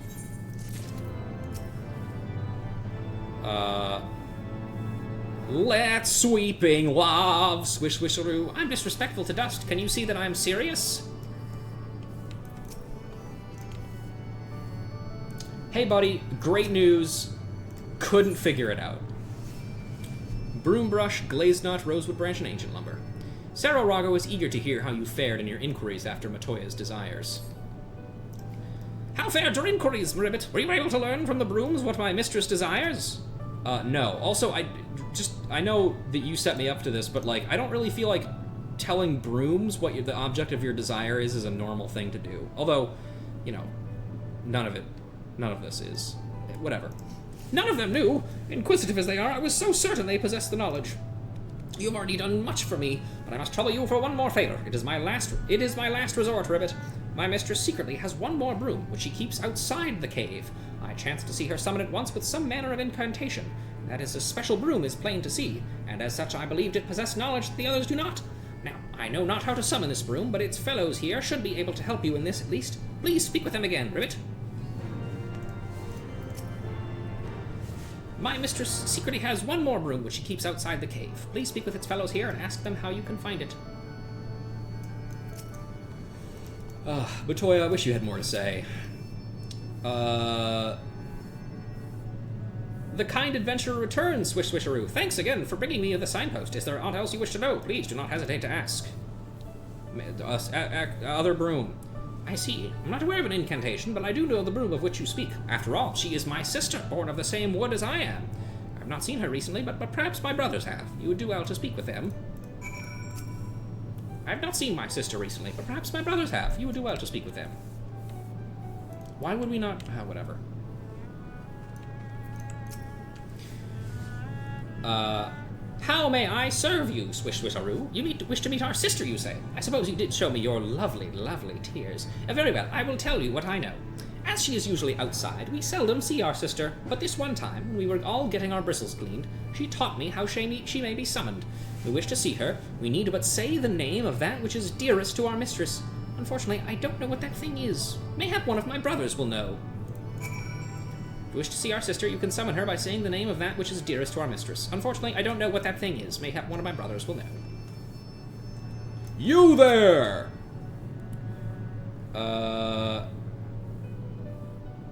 And finally, she comes to me, Swish Swisharoo. So, you wish to know what is dearest to our mistress? That is a difficult question. From her research into Aether to her herb garden, much and more is dear to her. What she loves most, I cannot say, but I know for a fact that what she hates above all else, Y'shtola. How do I know this? Because she never, ever talks about Y'shtola. Why, she goes to great pains to avoid the subject. She wouldn't do that for something she likes now, would she?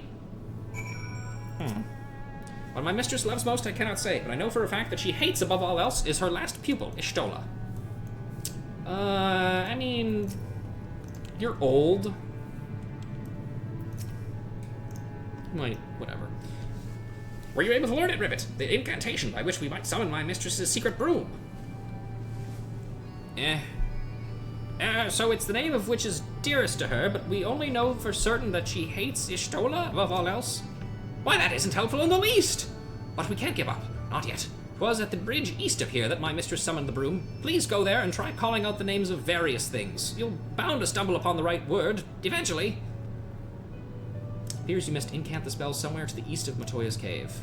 Chat mode and say the fucking thing.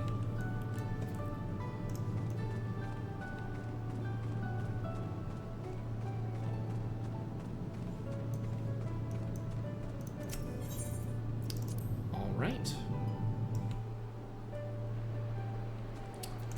To the bridge east of here. So yeah, over there. We just need to figure out what the word is.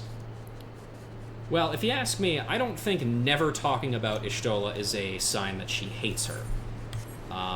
In fact, if people who actually really dislike Y'shtola have taught me anything, it's that people who hate a character are often the ones to talk about them the most. So perhaps the reverse is true. You hear the sound of sweeping nearby. Sweeping is believing, Swish Swisharoo. Who is it that summons me? Serendipitous broom. You are she who summons me? I desire nothing of you, save that you desire nothing of me. I possess no knowledge that could possibly be of use to you. For my mistress has imparted upon me naught but memories, the memories of a young Y'shtola. The warmth of her hands, her determined countenance, her blossoming into a woman grown, every mundane conversation they shared, her sudden departure, the painful farewell. My mistress cannot bear to have these memories near, but neither does she wish to forget them. So it was that she entrusted them to my safekeeping and bade me remain hidden. I can tell you not more. Pray, leave me to my sweeping. My mistress has imparted to me naught but memories. I possess no knowledge that could possibly be of use to you. Pray, leave me to my sweeping. That's really sad, actually.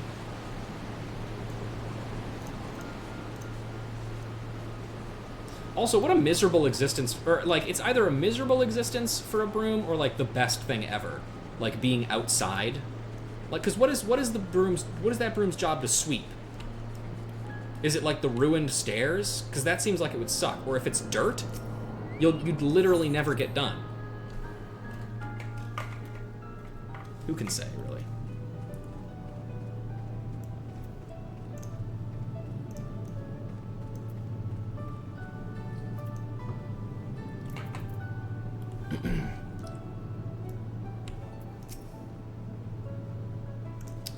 You succeeded in summoning the secret broom? Huzzah! I knew you could do it. So what did the broom tell you, Ribbit? Nothing, again. That's truly the way of it.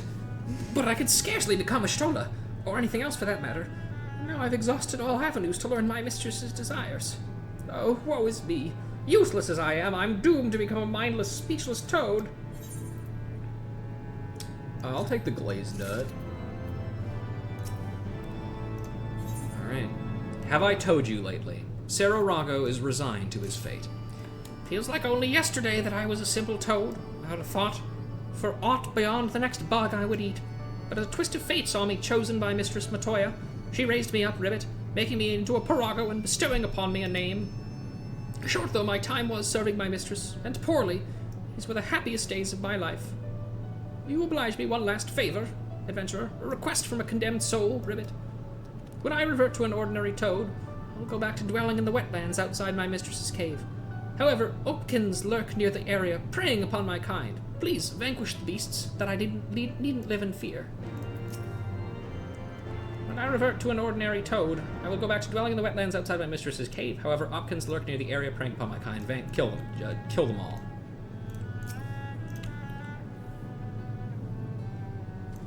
Kill them all, Peter.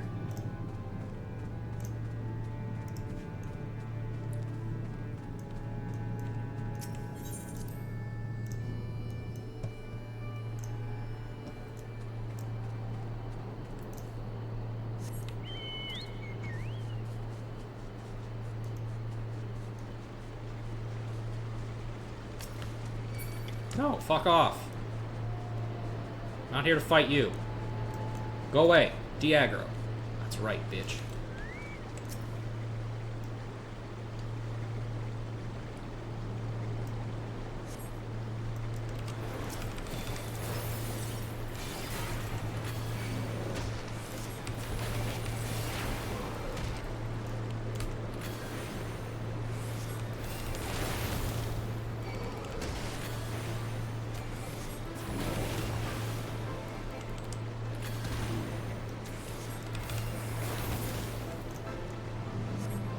Okay, that's one.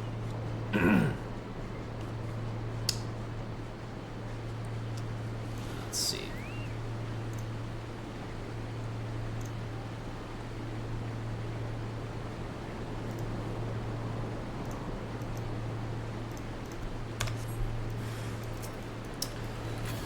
So let's see. What else can I talk about on my that I did on my stupid trip? Oh yeah, so one of the things that is, well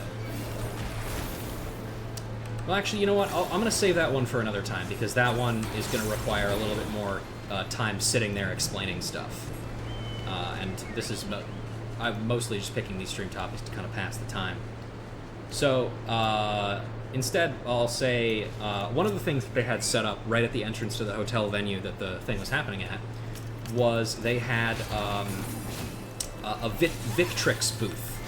And for those who don't know, Victrix is like a manufacturer of like third-party controllers for various things, most notably like arcade sticks like you would use in like fighting games, normal controllers like, you know, PS4, Xbox controllers, and also Guitar Hero styled guitar controllers. And so as a part of the display for that, they had several games like Rock Band set up kind of across from their booth. And a fun fact about Hunter, my roommate, he is the biggest Guitar Hero head I think I've ever met in my entire life. He's sick at it as well.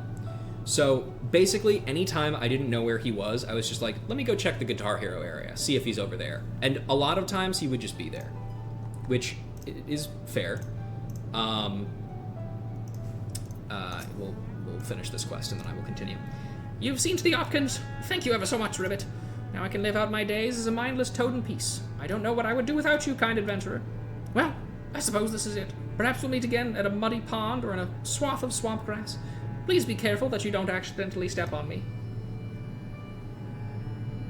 Or would there be another way? But there isn't, and I must accept my fate.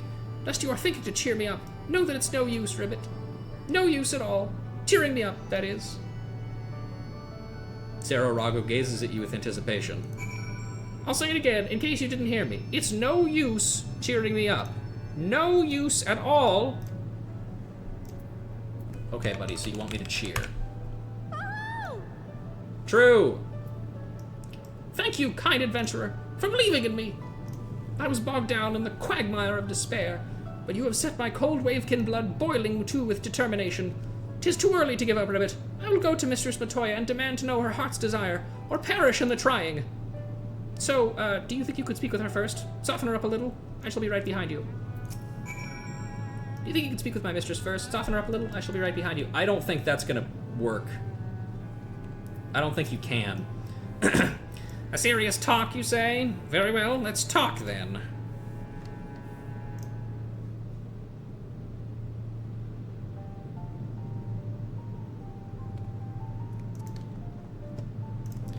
Oh, venerable mistress, your humble servant comes before you to beg a boon.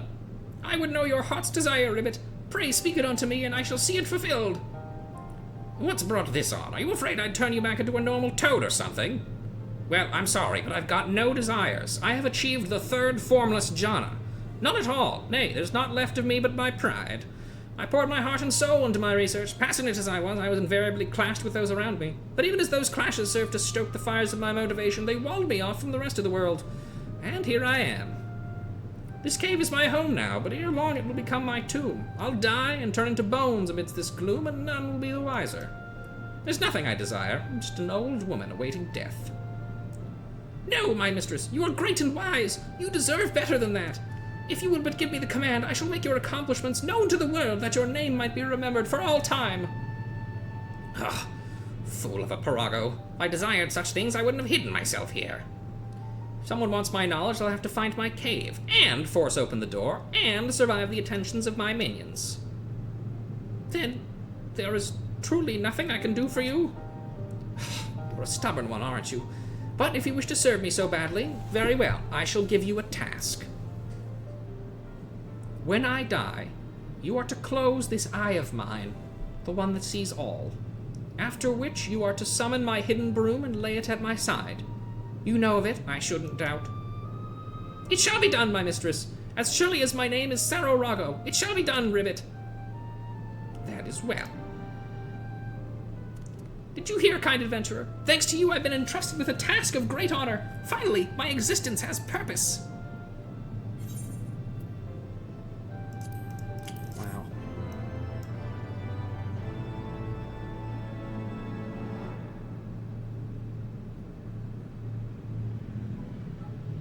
Well, is there something else? No, my mistress. I'm just making sure to be present when you draw your last breath, the better to perform my duty. I'm not going to die in a hurry, you dolt. Now stop standing about and go and make me some tea. At once, my mistress.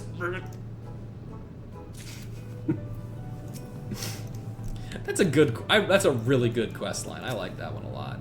Ah, 'tis you, kind adventurer. Thanks to you, I have been entrusted a task of great honor, and I mean to perform it to the best of my ability. My mistress is yet hale and hearty, for now I continue serving her tea 7 times daily. I stand ready to spring to my task at the first sign of her expiration, Ribbit. Wow. That's really sweet. Before I talk about that quest, let me finish my story. So, at one point, Hunter is he's jamming out, playing his guitar, and those guitar controllers often have like a strap, so you can kind of put them over your shoulder like a real guitar. But because the guitars also like have a motion control component to them, where like you kind of like swing them upwards to activate like a point boost type thing, he was doing that, and he was also just kind of jamming out because it's a rhythm game. Why wouldn't you? But unfortunately, the strap that he that he like was attached to the bottom part of the guitar, like slipped off of like the little peg that it was supposed to be connected to, and so the like he kind of started to drop the guitar, and he was like, oh god, I'm dropping it, and so he kind of had to hold it up, which was a little uncomfortable. But I was standing right next to him at the time, so I just grabbed the other end of the strap, stood next to him, and fit it right back onto the peg so he could continue playing. And I have to say, I've never felt more like a roadie in my entire life. It was super, and I mean, Hunter said as much. He's like, thank you, roadie. And then he continued playing. It was sick. Just a fun little thing that happened. I don't know. All right, I'm gonna go to the bathroom real quick, and then we'll head off to our next area, and we'll talk a little bit about that quest.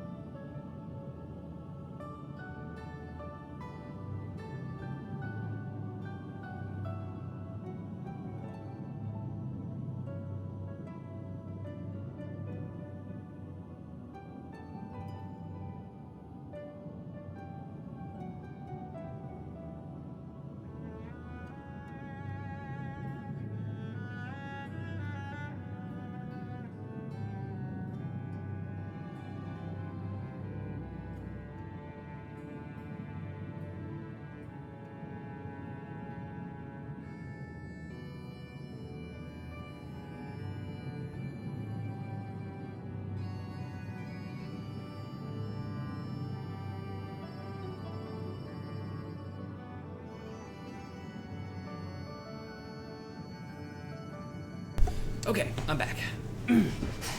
So, yeah, my memories of that quest were very, very slight. I remembered that the 3 quests you had to do before, or all of the quests really, were all kind of like puzzle quests. Not nearly as elaborate as the one puzzle quest we did in A Realm Reborn, but, you know, still up there for sure.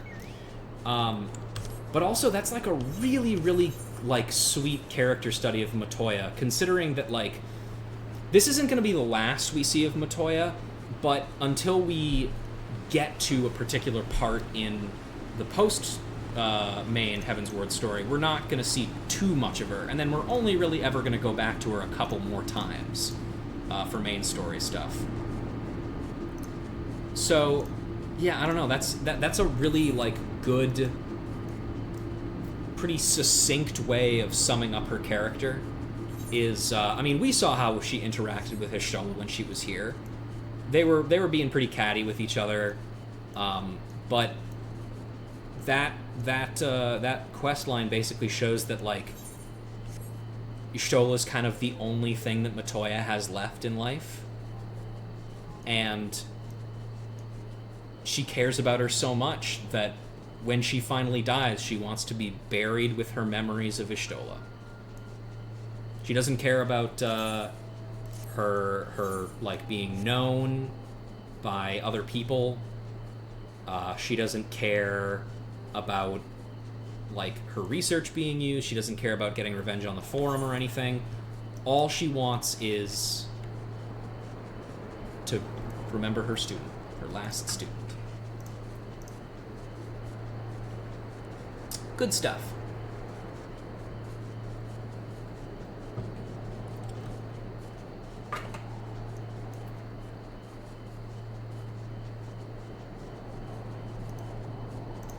Okay, we're gonna head up to the Churning Mists next to do this part of Moogles in the Sky, as well as the Moogle rank up quest. Oh boy, we're at 2 hours already. We really gotta hustle.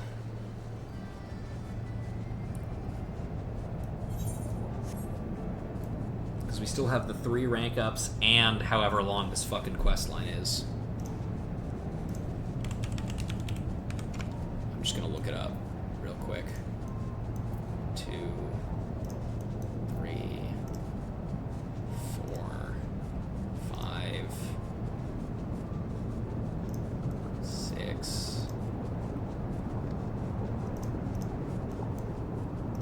awesome. It's like 6 quests long. That's always a good sign. Maybe we won't get to the scholar thing today. You know what? Fuck it. I'm gonna keep going until I do it. I don't care. Maybe I have to go to bed early today for, you know, the fucking work that I have to do tomorrow, but I set out a goal and I'm gonna do it, goddammit. Hello, Mogul. Ah, adventurer, you're here at last. It looks like the Moogles from the 12s haven't arrived yet. Now, when I heard there were Moogles down below, my pom-pom perked up right in surprise, Kupo. Then I got to thinking, well, why aren't the Moogles at the surface and sky living in happy harmony? And I couldn't think of a single satisfactory answer, Kupo. Maybe we'll find out when the 12s Moogles get here, Kupo, but I want to know now. Chieftain Moglin knows much of our history. Come on, adventurer, let's go ask him. 12s Moogles should be here soon, Kupo. In the meantime, let's go ask Chieftain Moglin what he knows about them. Oh good, I get to do my Chieftain Moglin voice.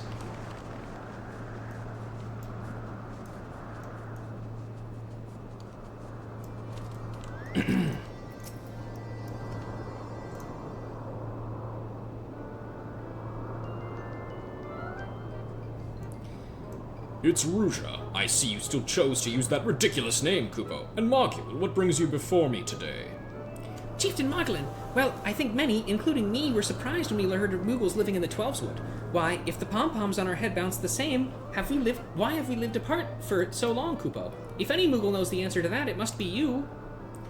Mogul, I understand your thirst for knowledge. However, surely the 12s Moogles are just as curious as you, Kupo. Ah, you're right, they'd also want to know. And I have scarce the energy to repeat. It wouldn't be best to share in the knowledge together, Kupo. Yes, wait until the 12s Moogles arrive. Then all will be revealed. Chieftain Moglin, yours is always the voice of reason, Kupo. Very well, I'll go back to await the 12s Moogles' arrival. Well, adventurer, they should be here any moment. We wouldn't want them to arrive to an empty Kupo nut orchard, now would we? So, fuck off, is what I'm saying. Patience, all will be revealed in time, Kupo. Now, let me rest.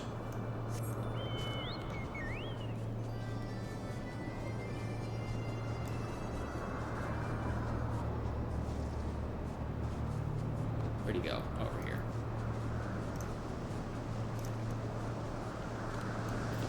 Hi. Strange, they should be here by now, but there's no sign of them, Kupo. This can't be good. You don't think they got lost, do you? I think it's very likely. Classic misdirection. Mogul is waiting all by himself for the 12s Moogles. I feel like I've been flapping my wings forever, and still the 12s Moogles are nowhere in sight.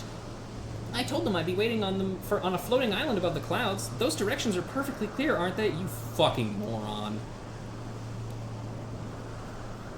You mean there are more floating islands to the east? Why didn't you say so earlier? The 12s Moogles could be there right now, all alone, Kupo.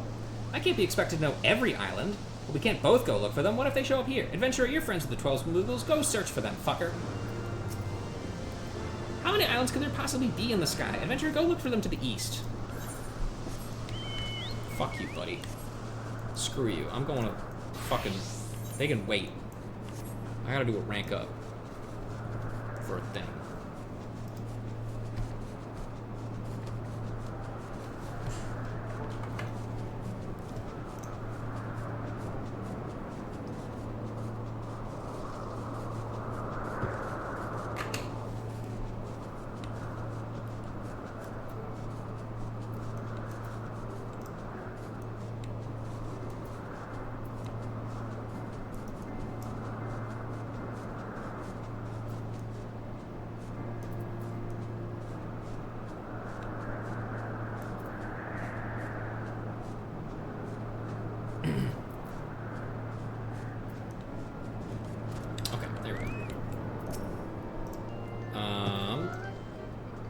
Oops, I don't want to do that. Piecing together the past. Master Mogzin looks like he has something urgent to share with you, and we get the Moogle dance! Yay! Rusha, I'm glad you're here, Kupo. There's a matter I've been meaning to discuss with everyone since Gulenbursti's departure, and now is as good a time as any. Okay. Oh, I'm a little nervous, but I won't be happy with myself if I don't bring it up now. Come on, let's get this over with.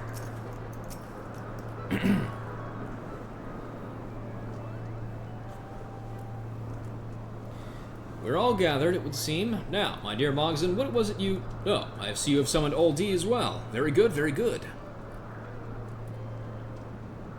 Hi!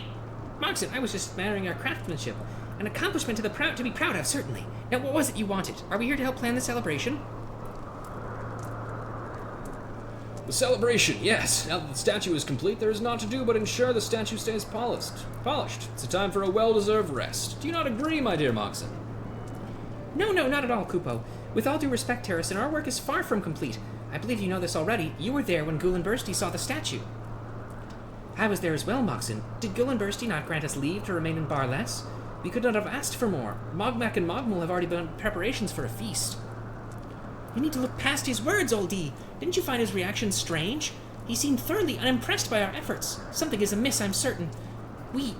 I cannot be content to leave the statue in its current state. I'll not rest until it's perfect, not only in Gulenbursty's eyes, but in mine as well. Well said, my dear Mogson, well said. I knew you would not be satisfied with mediocrity. Truly, your growth as a crafter has been not short of astounding. You truly are an inspiration. I don't know what to say, Kupo. Thank you. So, that means you agree with me, yes? Then, as we have many times before, let's work together to find out what's wrong. We've already come this far, just a bit further, and we can enjoy the satisfaction of seeing our work complete at last. But how are we to know where the fault lies? The possibilities are endless. Well, I believe we did well by casting Dragon and Man as the subjects. Perhaps the composition of the figures was not to his liking?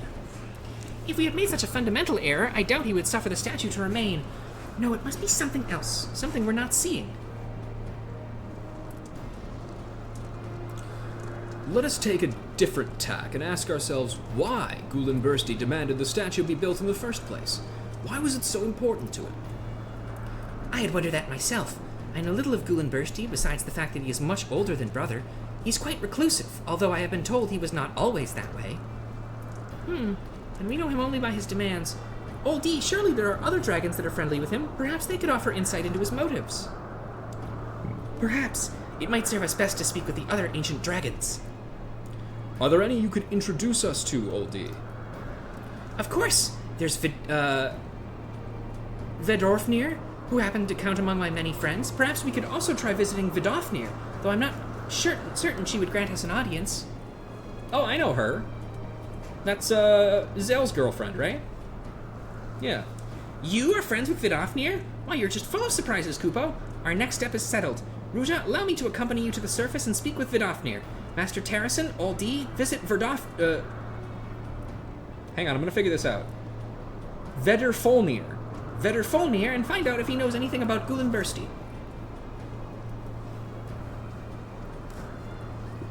Let us meet back here to share our findings. Until then!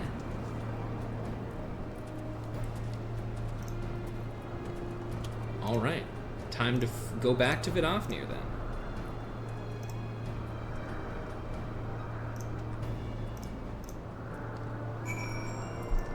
Alright, we're just gonna teleport down to fucking Annex Shrine. I don't have time to fly back there. And you just know that immediately as soon as we finish this, we're just gonna come back, so it's fine.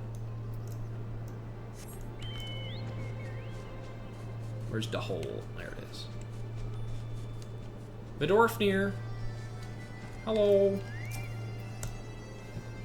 How are you? Hope you're well.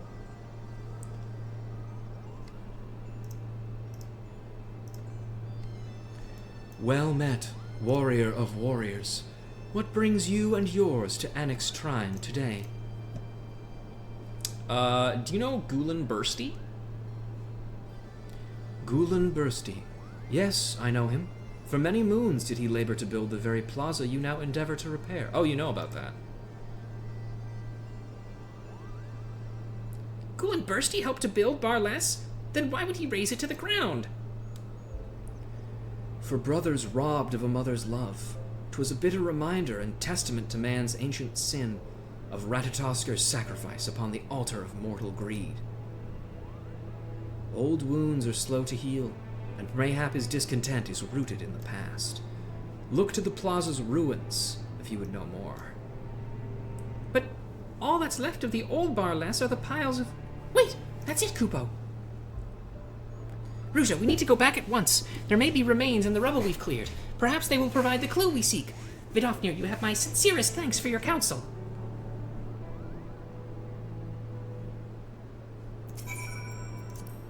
The warrior of warriors would serve as the crafter of crafters. How curious. And back we go! Woohoo!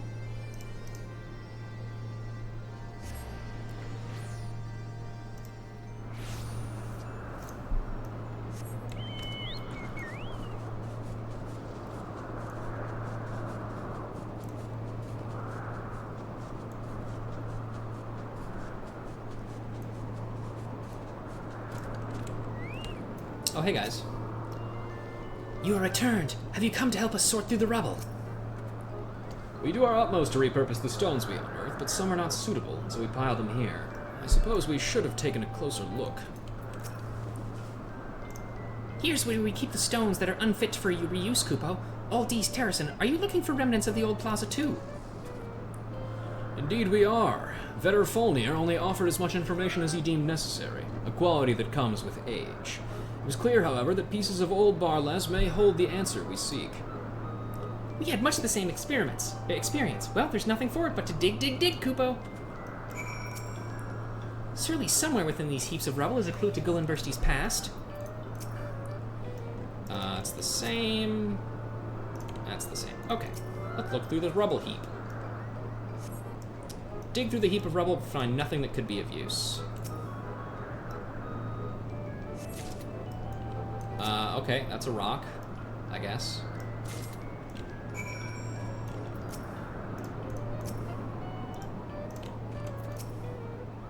Any luck? I found nothing but old rocks, Kupo. Mysterious fragment. A stone fragment found amongst the rubble of Barless. The worn lettering may have once formed a message, but it's impossible to tell with this fragment alone. What is this? This looks like the writing of the landlords, Kupo. Alas, I can't read it. What does it say, Ruja? I don't fucking know, dog. Think I can read? I mean, I can. But this shit broken. How fares your search? Have you found aught that might be of use? Sorry about that, my voice, a little high there. Terrason, look! Ruja found these fragments engraved with what looked to be a script of the landlords. Brilliant! Let me have a look. Old D and I found several similar fragments, but for the life of me I cannot make out their meaning. Perhaps they are but small pieces of a larger whole. Uh-huh. Why am I social distancing? Let us see. Like this? Or like this? The elements have not been kind to these stones. I scarce tell if these letters are upside down or right side up. This reminds me of Ace Attorney 1, Case 5, in which you have to rotate a jar to make it look like the Blue Badger's head. Shit sucked. Stop fooling around. What does it say? What does it say? Do not rush me, old D. I must focus. Here, I think I have it. Unity and brotherhood, now and forevermore. Maurice de Farshort, Magon, Gullinbursti. A man, a Moogle, and a dragon. Doubtless they were the architects of this place. You mean more than 1,000 years ago there lived a Moogle crafter just like Mogson? It appears the plazas of the past and present have more in common than we thought. So, it was this tablet which was truly important to Gullinbursti. Indeed, to him, the statue was more of a monument of friendship and peace. It was a monument to his friendships as well. And so we shall make it our duty to restore this tablet. Come on, it's time we put chisel to stone.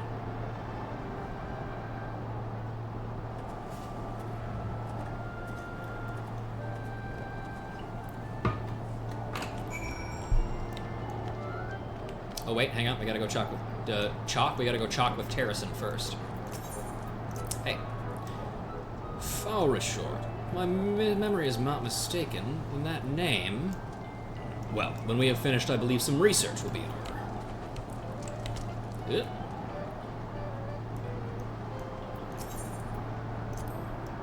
I never took Gullinbursti for the sentimental sort. Anyway, I will try to convince him to return by the time you have finished. I look forward to seeing the reconstructed tablet. The Mockbender's first commission will soon be complete. That is, if you will entertain one final request. The tablet must shine brightly, that all who view the names engraved upon it might remember forever. I would task you with preparing materials for polishing. Lastly, I would thank you for your support, not only on behalf of the Mogbenders, but all the Mogholm Moogles. If not for you and Terrasen, Barless would be nothing but dust and rubble. Once more, we trust in your steady hand. I know you will impress. Mogmul will give you any supplies we need. Once your masterpiece is finished, hand it to Terrasen and we can complete our work. What will I do, you ask? Let's just say I have one final trick to play. A parting trick, if you will. I'll be getting it ready while you do your crafting. Ah, that look in your eyes. You can't wait to find out what it is, can you? Worry not, I assure you it will be my best one yet.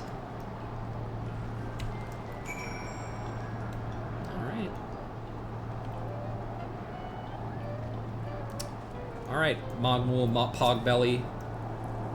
Pogmul, Pogbelly.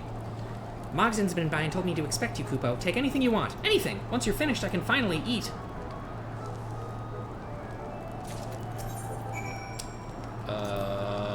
You run out of supplies? Fear not, the Mogbender storehouses are open to you. Please hurry, though. I'm about to fade from hunger. Alright. Moogle tablet supplies. Let's do it up.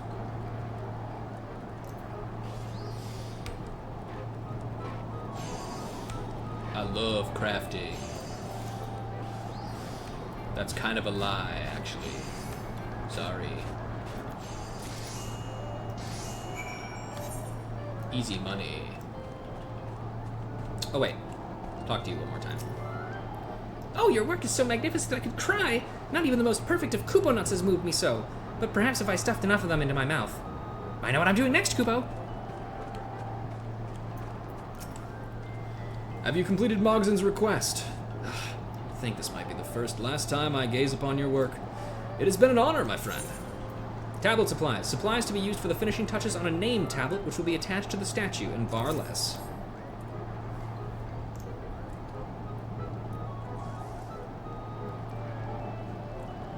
I must say, the quality of your craftsmanship has always been reliable. Come, let us call the Mogbenders. At last, Gullinbursti will acknowledge the depth of our skill. I don't know, perception, why not?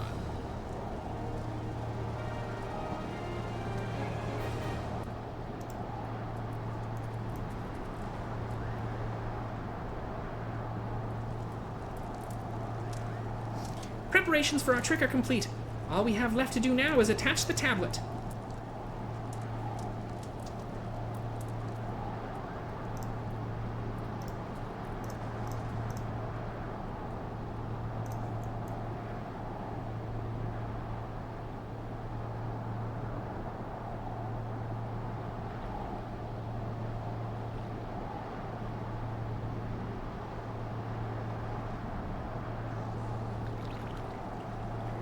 Unity and brotherhood, now and forevermore. Mogzen, Rouge à Lorelei, Terrasen de Dismail, Old D, Maurice de Farshort, Mogon, Gullinbursti.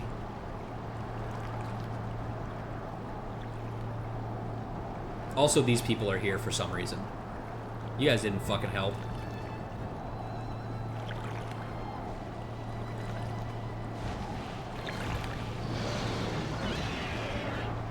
Oh, hey, and Way Off is here, too. Way Off and Old D were insistent I come. I pray it is worth my time.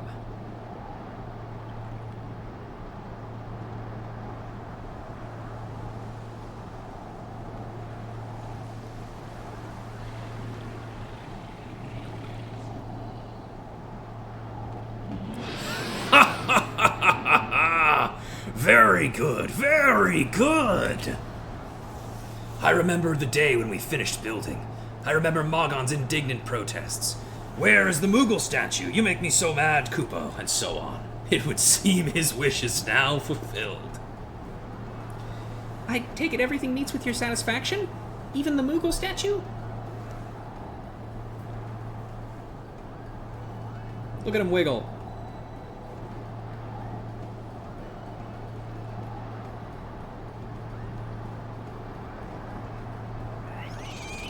Yay! Look at us. What a team we are.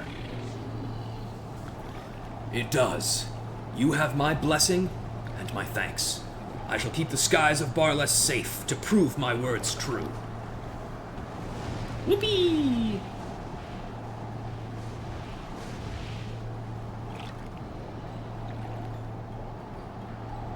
Did you hear that, Kupo? Gullenbursty approves! Gullenbursty approves! Finally, through will, determination, and perseverance, the Mogmenders have completed their first major project. Oops. Poggers!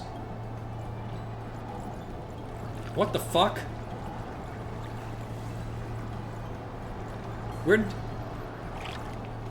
Why are you guys you guys look so... I'm sorry, by the way. You look so stupid doing that. It's a funny dance, but I mean, come on.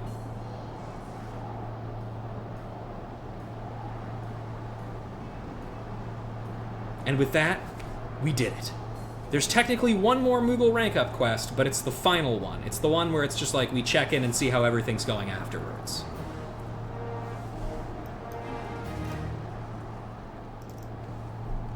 I also learned how to do the Moogle dance.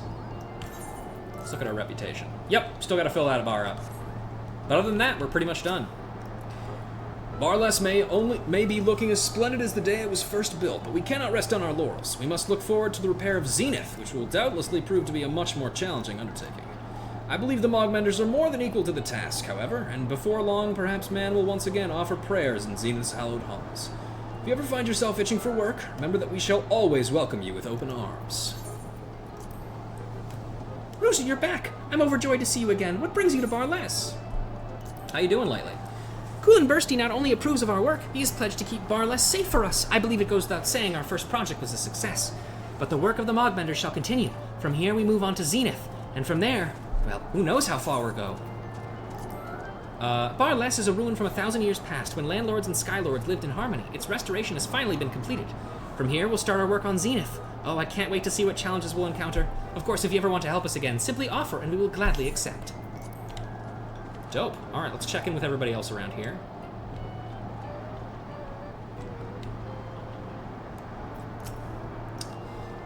Seeing Gullenbursty smile as he looked upon the fountain made us all realize the true worth of the work we do here. I think I speak for all of us when I say we shall see to the restoration of Zenith through to the very end, regardless of the obstacles that may bar our path forwards. I suppose there is a time for work and a time for rest, Kupo. Perhaps I was working too much before?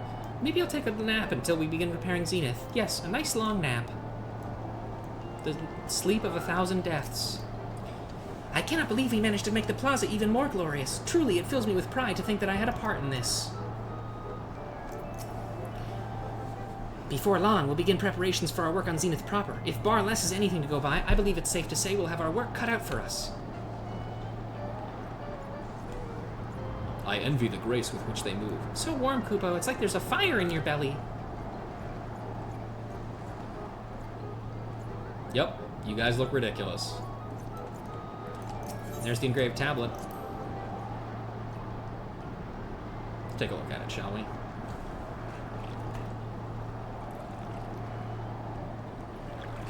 Unity and brotherhood, now and forevermore. Mogs and Rouge Lorelei. I fucking already read this. You guys know what it fucking says. You don't need me.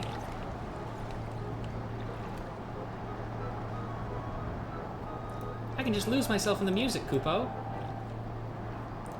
Do you think working with dragons could be so pleasurable? This is such a fucking sweet little scene. Of all these guys hanging out together. Ugh. I may hate this particular tribe because of all the pain it puts me through. But, fuck, man. If that don't hit.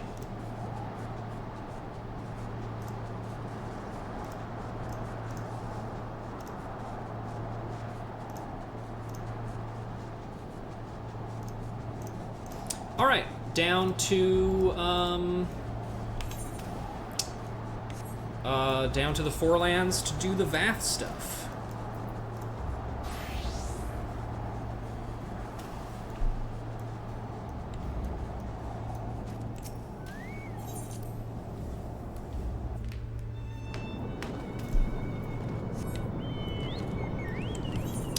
quite done with these. I believe we've got, yeah, we've got another 2 ranks to go before we get to the same level as the moves.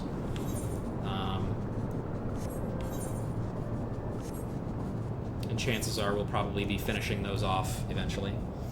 I'm guessing I probably will not have those rank ups done by the next time I stream. Which is fine, because,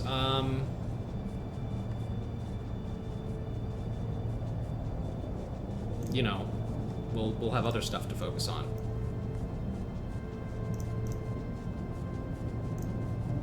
Namely, our quests, our job quests. Very much looking forward to those. We have we're gonna do the Summoner quest first, and then probably Paladin, Bard, Ninja, I think maybe? Maybe a different order? I'm not 100% certain. I'll look at my list and see what we did last time. Your enemy and mine. The Vath Deft Arm is trying very hard to stand still. Where am I? Who am I? Hey, buddy. Hey. Fooled you, master. What a strange feeling to say that to someone so trusting. Is this what it means to deceive? I felt thrill and guilt at the same time. But fooling aside, I wanted to tell you my thought. A daring thought. I cannot do it without your help. You know our walls are made of clay, yes? They require constant tending. Layers upon layers must be slathered over time. The walls of our hive have not hardened like steel, like Lost Nath. Thin walls mean thin defenses. We must succeed in stealing stockpiles from deep inside Lost Nath until they become aware of our bold ventures. Now that we no longer wish to live as their parasites, we must find our own beds. So we listened to the One Mind and followed. They seem to have found other beds of clay, in a domain even more dangerous, near the Dragon Tower. Too dangerous for them to take. My thought was, we could try asking the dragons for permission to extract the clay ourselves. This thought was too daring, much too daring. I did not consider it at first, knowing the dragons were at war with the Nath. While the non-mind take care to avoid senseless bloodshed, we are not entirely guiltless. Not guiltless, yes. We kill dragons too. Traveling to the Dragon Tower on my own would mean certain death. It would surely take me as an enemy. But I remembered something I heard in my travels. Master, you have spoken to the dragons before, yes? You could escort me to them to ask for permission. Should I succeed in my quest, we can wean ourselves from Lost Nath entirely. Sustain ourselves. It is worth a try. I will prepare for this daring quest. Ooh. Big moves.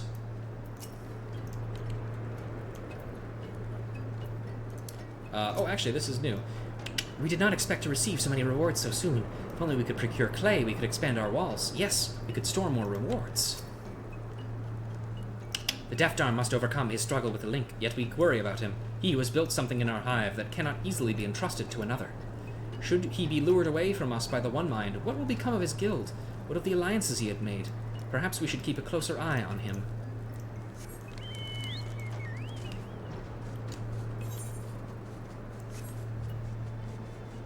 Alright.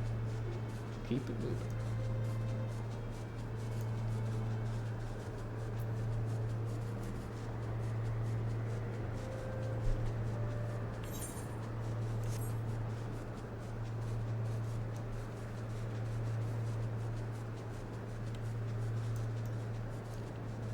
Hey, buddy. How you feeling? I do not think I saw... I do not think any non-mind has come as close to the Dragon Tower as I. Were you not with me, I fear I would soon be dust. And now, to go closer... You should probably have let me go in first there, buddy. To let him know that you're coming.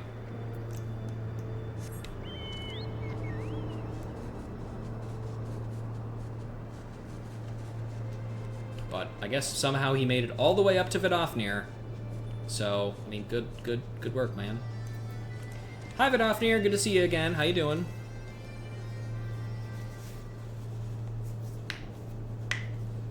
Ooh, good crack. Well met, friend of Izael. Thou wish to speak with me? Yes, I have somebody to introduce you to. Don't freak out. How perplexing. What compels thee to bring a Nath before me? Great dragon, merciful dragon, forgive my intrusion. It was I who asked Master for an audience. I am not of the Nath. I am an exile, cast away from the colony. I am Vath. The Vath have no appetite for hostilities near our home. We fear the dragons. I came to entreat, to beseech you for help. Boldly spoken, Vath. What wouldst thou ask of me? I, the Vath Deft Arm, only seek to secure clay from the sediment beds in your lands, to fortify our walls. Should our walls crumble, the One Mind will surely seize our colony for their own. They could beset your tower with ease. The Nath of the One Mind are foe to us, just as they are to you. Great Dragon, will you allow our humble colony to harvest the clay within your domain? The clay is of little worth to us. Be that as it may, I cannot yet grant thy request. Words will not serve as proof. By thy deeds shalt thou demonstrate that thou standest apart from the swarm. Face our enemy. Slay the Nath. Slay the Nath, but... Thou art troubled by the thought? Dost thou refuse? No. Great Dragon, I shall do as you ask. He is indeed unlike his kin. Yet how will he fare once forced to confront his fear? If thou art truly friend to him, thou wouldst do well to follow and observe. Assist him with his task, if thou must, but be warned. If he slayest not a single Nath, we will know.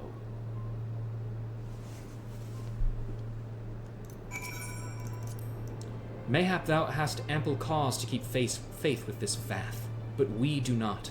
Not yet, at least.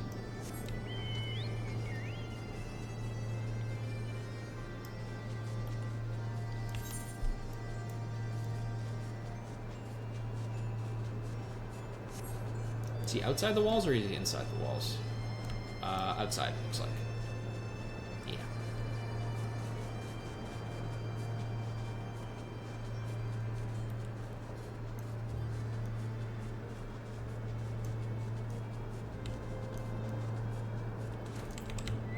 Hey, bud. Oh, this is not good. Not good at all. I cannot possibly fight the One Mind. What have I gotten myself into? An adventurer keeps his word, and an adventurer does not flee from battle. Well, Ruja flees all the time, so she wouldn't say that, but she keeps her word. This is not about being an adventurer. You do not understand how it feels, Master. You are not Vath. This is not like other requests. If I do not prove myself, the dragons will devour me. Oh, I wish to be left alone. Leave me be. Alright, fine. I'll kill him myself then. Dinosaur! That reminds me, I still have to fucking go through all the other towns and read, hunt stuff.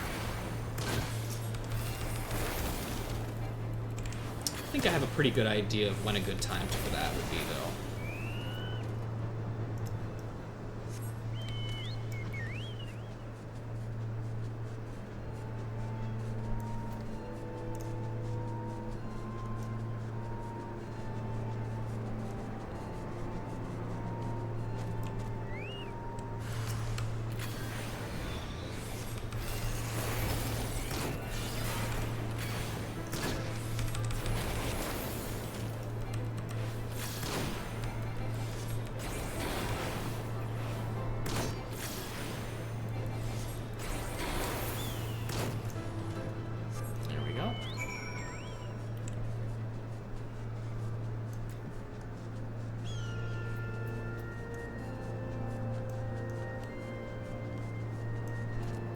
Hi.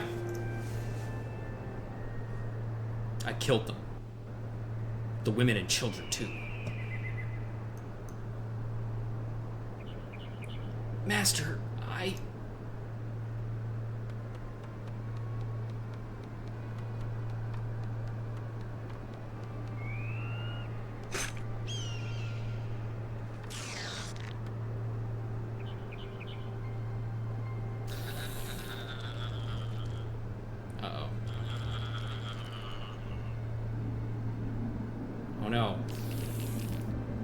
whispers, all at once, 100 voices, buzzing, buzzing. I cannot move.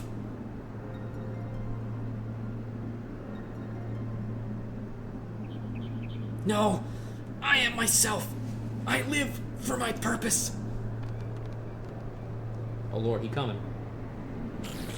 Be gone! I deny you!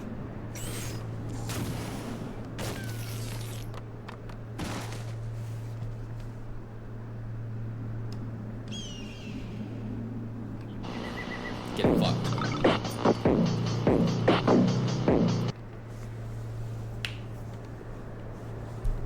Quiet. So quiet. Could it be? I did it! I subdued the One Mind's power. I have conquered the foe. Good job, buddy. Well done. That can't have been fucking easy either. They will torment me no longer. I'm sure of it.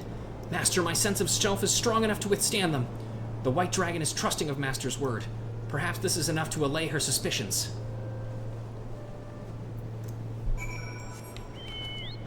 Hopefully. I mean, she said she would know, so she probably knows that we killed, like, 4 of them, and he only killed 1. But he did kill 1. He did manage to do it.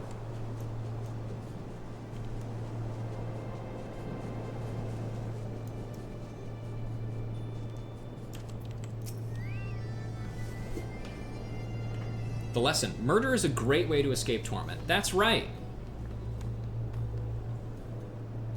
Great Dragon, I have done as you asked. I have slain the One Mind with my own musket. Master can testify to it. There is no need. From atop the tower we did bear witness to thy deed. Thou hast proven thyself and are thereby earned the right to harvest clay from our lands. Great Dragon, the Vath are ever grateful. Should your kin be in need of our assistance, our guild shall come to your aid. Thine offer shall be remembered, Vath. We desire only peace, and any opportunity to strengthen our bonds would be welcome. The Vath shall be careful when crossing the stone tower. We will mark ourselves properly and use a single path. This do we swear. Great Dragon, I humbly take my leave of you.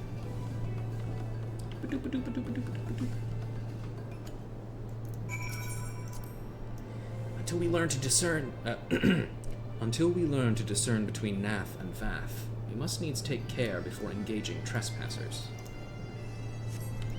That is always the tough thing. That's actually also a recurring thing that comes up in the the actual quests themselves, which I am getting closer to being able to record the video for. Unfortunately, there are still about 10 quests that I haven't seen yet. 8 of them will unlock once we do this last rank up here, I believe. But,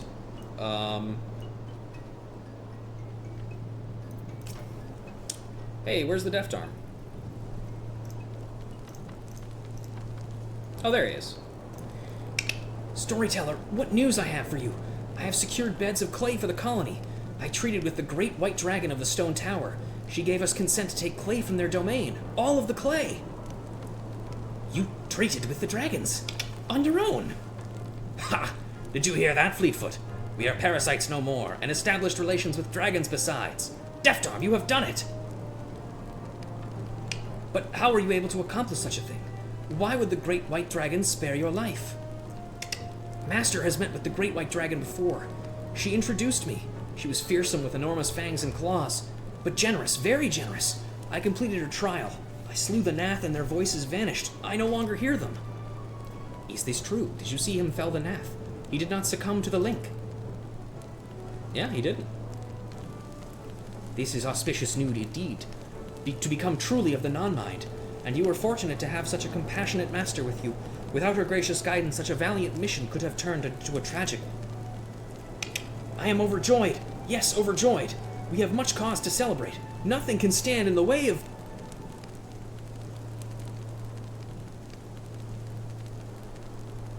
Uh-oh. Deft Arm? Malignant flesh. scourge of our body. It cannot be. You forget your place. You are ever bound to us, ever bound to the Overmind. All are not but vessels to hold our volition. Have you been using the Deft Arm this entire time? Deformations. Heed well these words. Your existence irritates us. We will suffer it no more. Once you were inconsequential, anomalies, sure to perish when abandoned to the wilds. This we allowed, but you survived. You came together. You thrived at our expense. Corrupted flesh, sapping us of our strength. We are not without mercy. You will be granted one chance. Return to the colony. Rejoin. Repent. Refuse and be purged. Consider your last decision as Vath. We will not wait much longer. Oh, geez. Curse the Overmind! Taking over my thoughts as he pleases? We will never obey! He means to destroy us. We must not take his words lightly.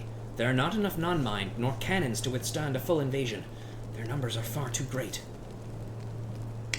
Then we have no choice but to flee. Leave the colony behind. We have learned much from our guild. We can survive elsewhere. Do what you will, but we are not leaving Lost Asvath. You cannot mean to stay behind, Storyteller. To flee means to live. We will stay. We are the storyteller. Our purpose is to tell our story. Without this sanctuary, there will be no new stories to tell, no storytellers to continue after us. Without Loth Astvath, there will be no non-mind left to feel the joy of individuality as we have. The one mind will make certain of that.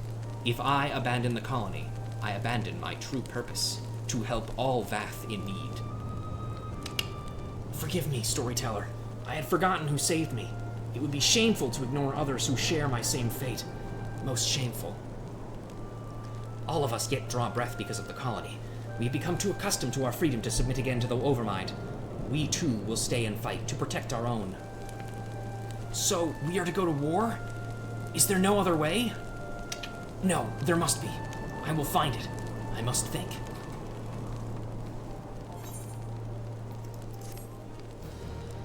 All right.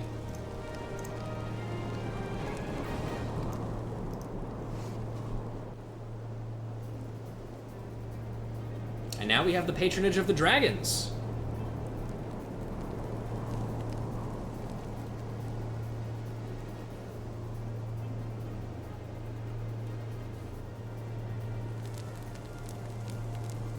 The dragons of Annex Trine have become clients of the Adventurers Guild. But war loometh on the horizon.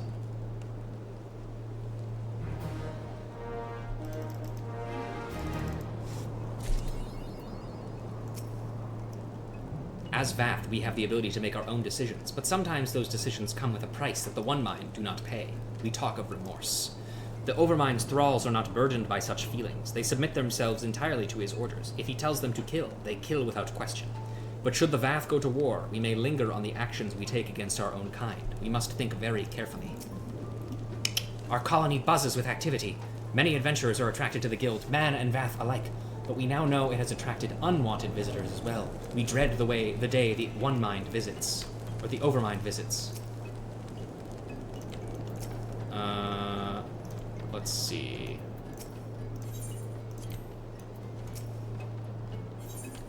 No.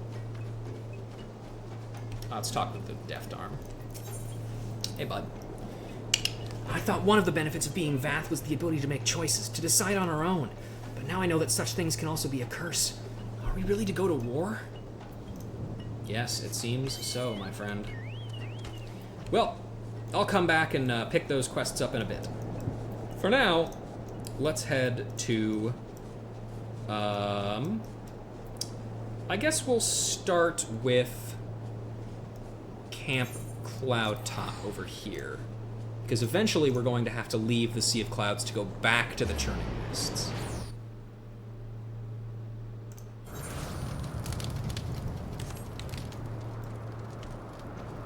Alright, so we're going to ask around about some Moogles, a thing that allegedly only rare people can see, except for everybody who can. Now, why in the Seven Hells would a Moogle be here? Well, now that you mention it, Gildan was going on about Kupo something or other. He might know something that can help you, if you can stand his ramblings. You can find him at the Rose House. He's been talking about hearing strange voices non-stop for the past few days. Being up this high, it changes some people.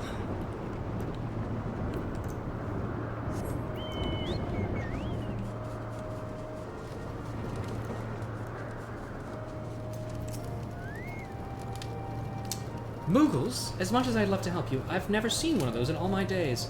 The only excitement I've had the luck to deal with is this dwindling wine stores. I swear those barrels must have come to us half drunk already. Someone's been getting into the wine. That stuff doesn't just evaporate into thin air.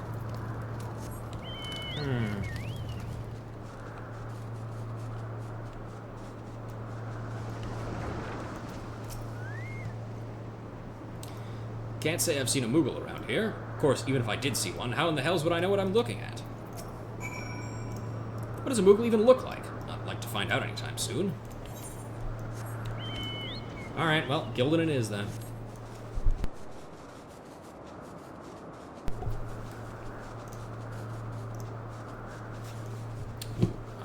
I should...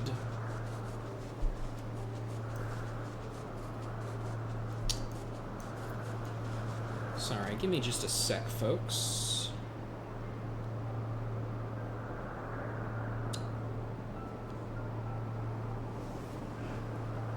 Just want to make sure I have some food ready for myself soon.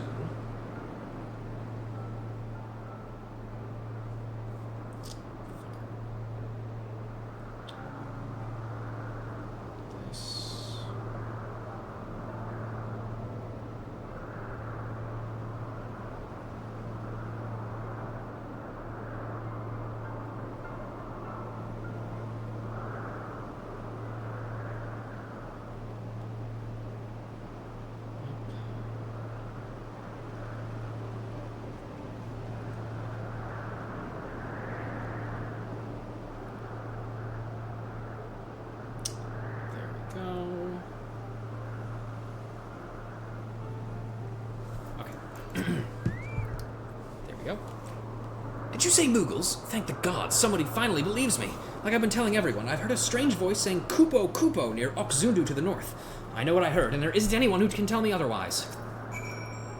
Just go north to Oxzundu and you'll hear Kupo drifting through the winds if you listen carefully. Trust me. Oh, all the way over to Oxzundu, huh? Sure thing, Chief.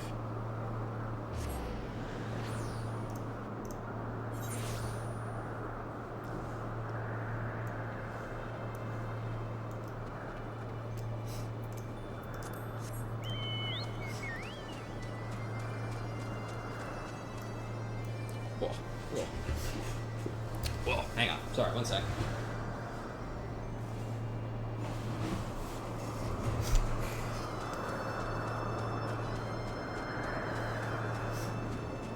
Kunu Valley, have you seen Moogles? Netherling seeks animal which flies like soaring cloud. Kunu Valley only sees clouds and skies, but Gunu Vanu says something of strange whispers brought by distant breeze. Ask him what they might mean. Netherling should. Guna Vanu speaks of clouds which mutter nonsensical words. Ask him, he may know of what you seek. Oh, jeez. Excuse me. Sorry, folks.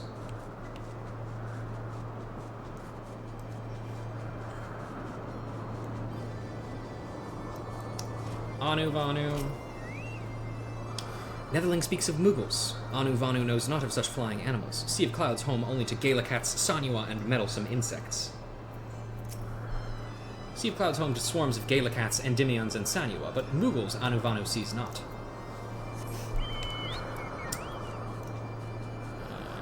Okay, I just need one more. Come on. There you are. Ganu Valley. Hey, buddy. Ah, Netherling seeks white fluff with flies like Galacat. Ganuvali looks to sky and sees only clouds. Clouds speak only in thunder and wind. Ganuvali hears not this Kupo. White clouds paint sky of Oxundu, but none come to surface and speak.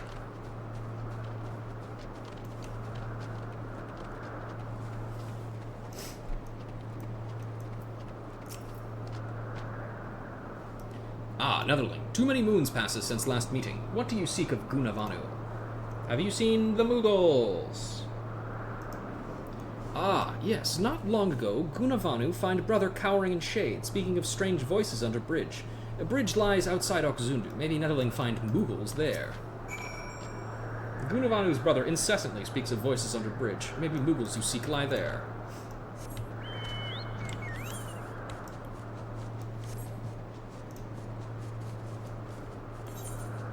Is this the same bridge he was hiding out under when we first met him? Looks like it is.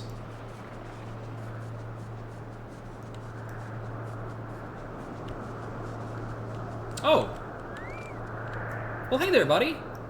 Oh, were you looking for me, Kupo? Thank to heaven somebody finally found me. You see, I was looking for Mughals in the sky, but there are so many mean-looking monsters, Kupo. Under this bridge was the safest place.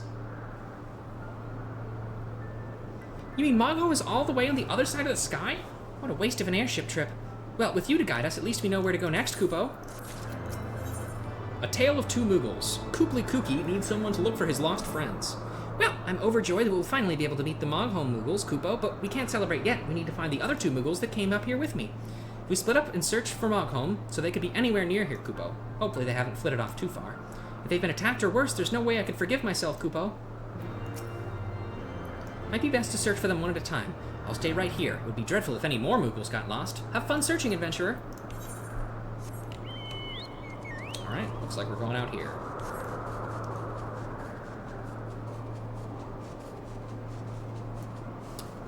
Ooh, that reminds me. I need to set myself an alarm.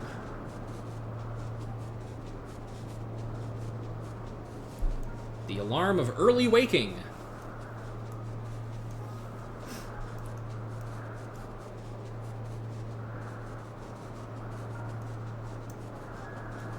Hey, a Moofy Moogle. Hey, buddy. Oh, you surprised me, Kupo. What's that? Kooply Kooky sent you to look for me? Thank heavens, a mean-looking bird monster attacked me and I ran behind these rocks. I didn't know where to go. Ah, so Kooply Kooky is hiding under a bridge? Safety and shade. Sounds perfect. I'll go meet with him right away, Kupo.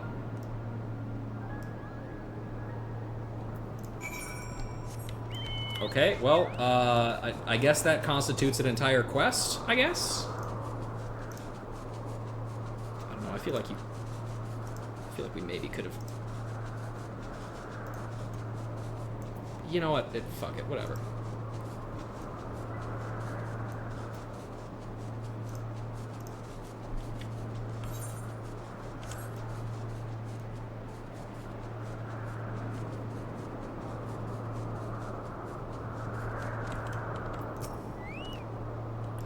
Oh, happy days. I thought I'd never see my friends again, Kupo.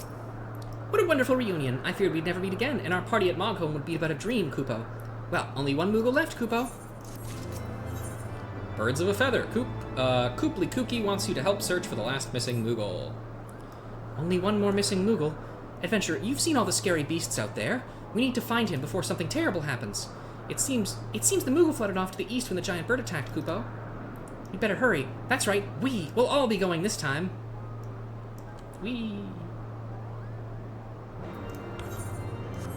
How far east? Oh, Jesus. You know what? I'm gonna pick up the fucking, the other thing first.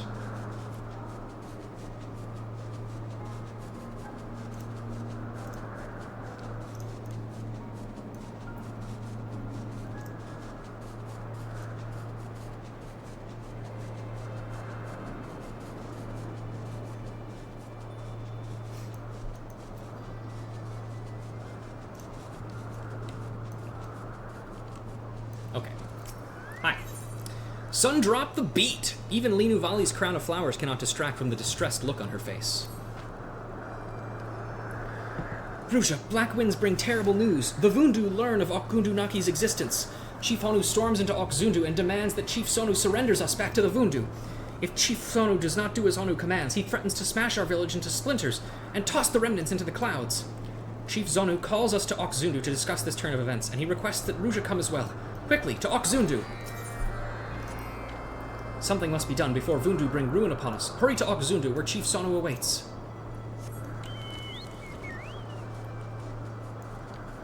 Well, that is bad.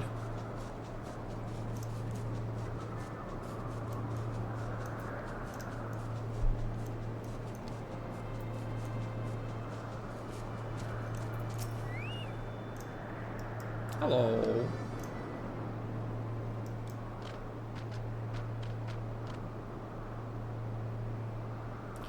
Chief Sonu, Okzundu faces destruction because of the Gundu.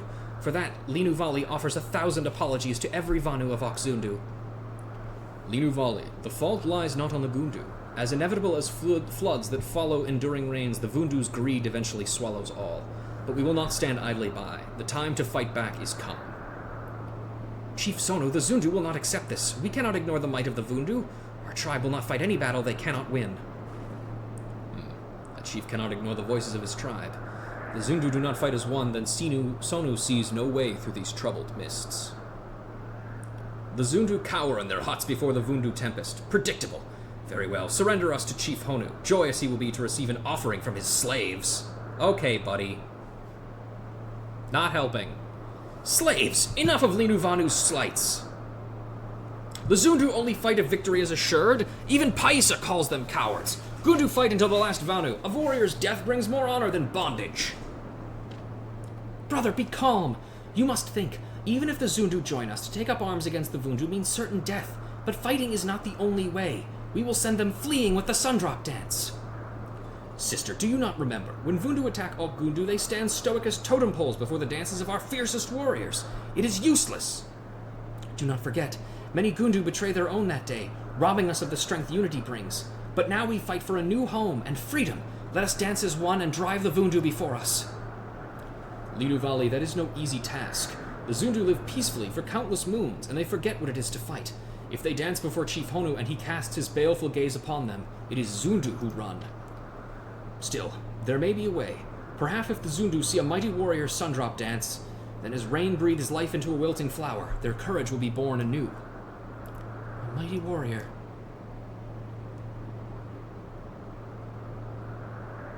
Ah, but does not a mighty warrior stand before us? The one who cast the white himself down from the skies. Certainly she can rouse their vigor. Chief Sonu is right. Ruja's dance kindles Linuvalu's courage, washing away the fear from her heart. Ruja, learn the Sundrop dance and show the Zundu a Netherling's fury. Okay. Linuvali teaches Ruja the steps. But first, all who wish to learn the dance must submit themselves before our ancestors. Worry not, Linu guides you along the way. Come, Ruja, meet Linu at the entrance to Okzundu.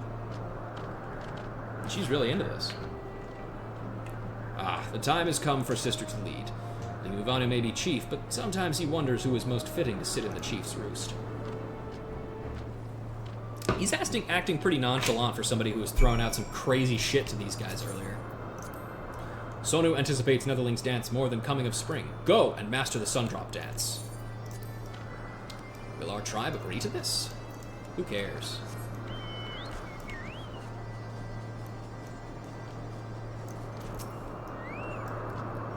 Ruja, we must first visit the ancestral statues. 2 of them tower over islands in Cloud Sea in the shape of great Vanu Vanu, the first of our kind. Ruja must dance atop the statues, laying bare her spirit to the judgment of our ancestors. Only with their approval can Ruja earn the right to the Sundrop dance. Here lies the first statue, the mother of all Vanu. Go, Ruja, and dance atop the statue with zeal. Dance atop the statue with all the power you can muster. Oh, this one here. I see. Dank.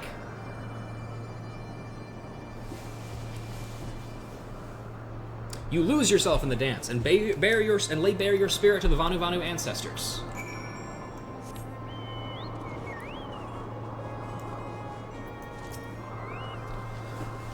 The violent winds of a monsoon gale could not match the ferocity of Ruja's dance. One more statue remains, the father of all Vanu. Linu awakes at Vundu Okbendu. How far away is that? Ah, fuck me. Alright, fine. We'll go to the deal with the Moogles first.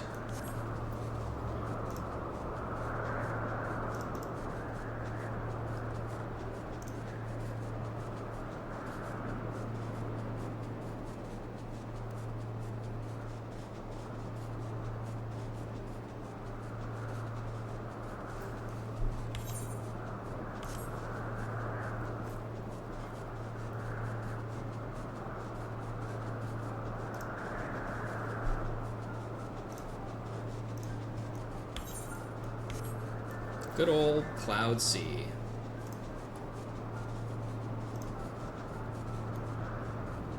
Gigantic, time-wasting flying. The classic.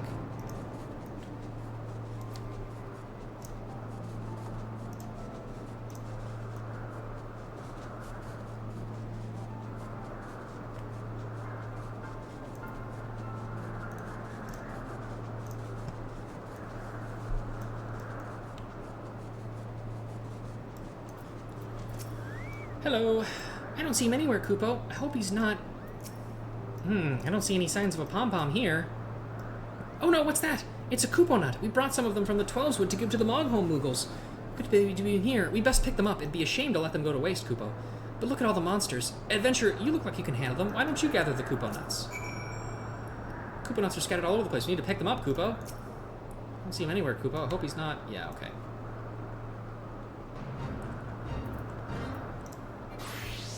You eat what you aren't. The diet of a griffin is believed to consist mostly of the flesh of small to medium-sized mountain creatures such as goats, and galacats.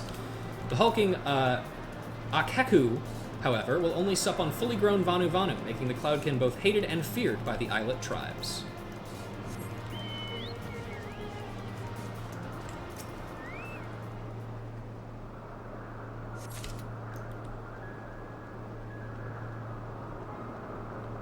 These are very, very distantly scattered.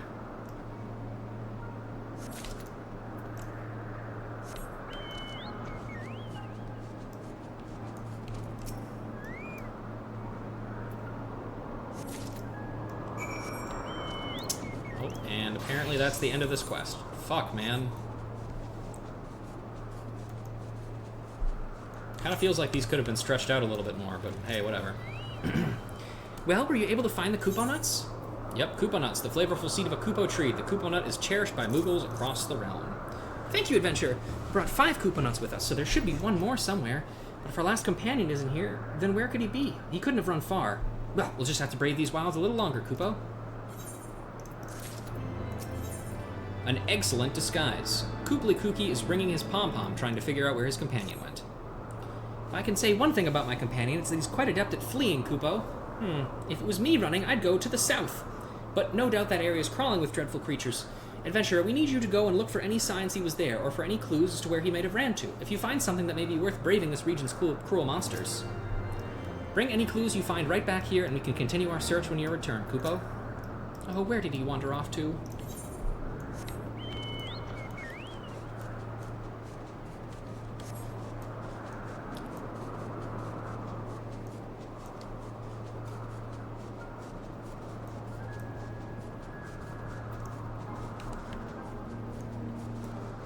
Hey, this looks like a thing. It's the last Kupo nut. It's the final nut!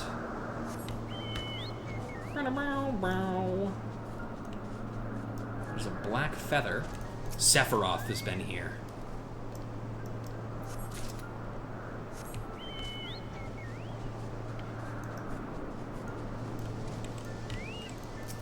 Another black feather. Sephiroth has also been here. Did Sephiroth do this?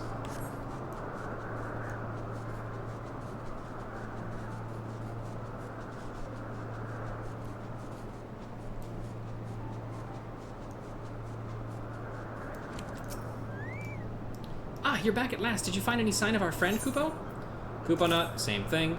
Black feather, a single sable pinion from an unknown creature. Judging from the size of the feather, the unknown creature is undeniably large. Some black feathers and a Kupo nut. This is one of the presents we brought from Moghome, Kupo. Just as I thought, he must have gone south. But just how far south? It's hard to imagine him running too far without resting his wings. Aha! These black feathers must belong to the giant bird that attacked. That means the bird might have flown off with the poor Moogle. We have to help him before he's eaten or worse. Hurry, adventurer, we need to follow the bird's trail, Kupo.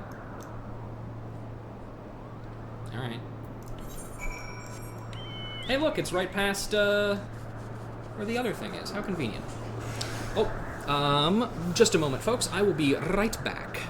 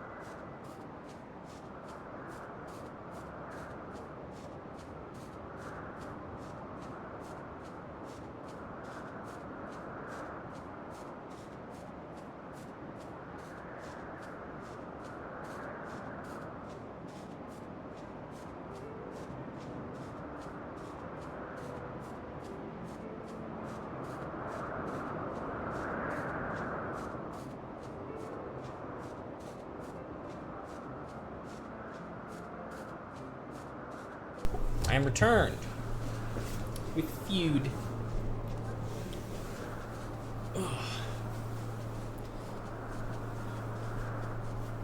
Let's just get ourselves flying to where we need to go next. Let's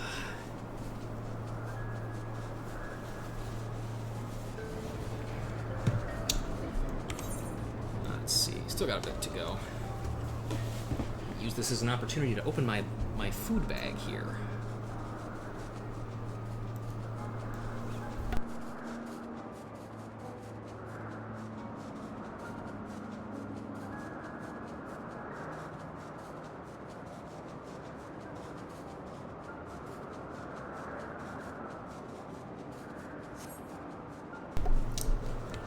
There you are. Lina Valley, hey. Climb atop the statue and show the father of all Vanu your dance. Do not hold back. The statue stands strong against the most thunderous stamps. Go, Ruja. Linu Vali watches from here. Father of all Vanu awaits your dance.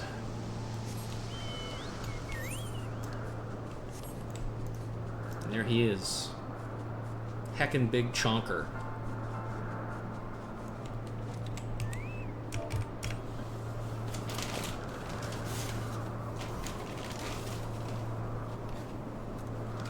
Did it. He danced.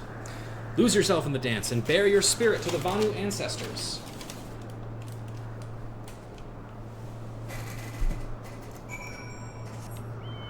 Alright, back to Linu. Oh, over here. Such a dance, and with it the ancestors of the Vanu know full well the constitution of your spirit. Does Ruja not feel them smiling down in approval? I don't know, maybe. No? Perhaps only Vanu can feel the warmth of their smiles. Nonetheless, it is time to return to Oxzundu. Come, Ruja.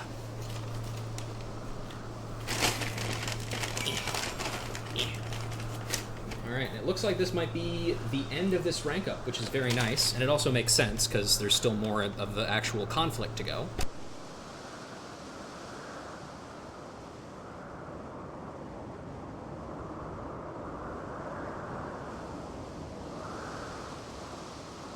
Alright. Then Mughals, and then we should be able to turn in the quest here, and then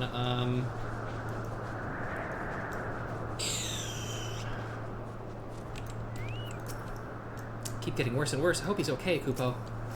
Look, there's a whole flock of those birds here. If indeed our companion was kidnapped, he's like to be around here. Let's split up and look for him, Kupo. Hope he's okay. Hurry and find him before something terrible happens, Kupo. One thing I've learned about reading Moogle things is that if you never know how a Moogle sentence is going to end, you can probably just stick Kupo on there without looking at it, and you'll probably be fine. Oh, there he is. Hey, buddy. I am the egg. Be the egg, Kupopo. Eggs don't get eaten. No, they don't. Be the egg.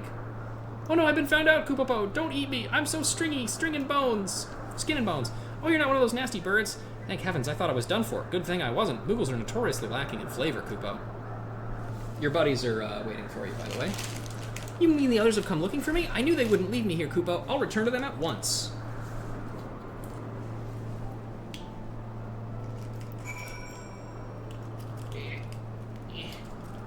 Sauce cup. Open sauce cup. There we go. Sauce cup is opened. Okay, oh. I almost fucking jumped to my death there. Flock of Sephiroth, a Sepha flock? That's right. That was too close. I'll never eat another egg again, Kupo. You found him. I would have never thought to pretend to be an egg. In fact, chances are I'd end up eating it, Kupo. Everyone's together at last, Kupo. We can finally make our way to Mogholm. I've grown quite tired of all these flying monstrosities, Kupo. The skies that bind. Kooply Kooky and his band of merry Moogles are finally ready to journey to Mogholm. This is the second to last one, I'm pretty sure. This time, thanks to our trusty adventurer, we won't get lost on the way to Mogholm. Worry not, I've memorized your directions. Let us away, Kupo. Yep, they made it to Mogholm. Awesome. Oh, wait, nope, not that one. Whew, that would have been bad. Alright.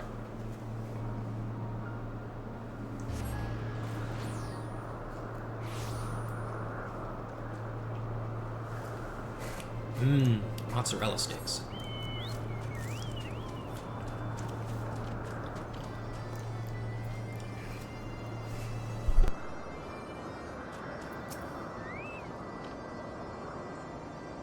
Ruja submits her spirit before the ancestors and earns the right to Sundrop Dance. Pay attention, for it is easy to miss the subtlety of its movements among its fury. Learn well and reawaken the Zundu's courage.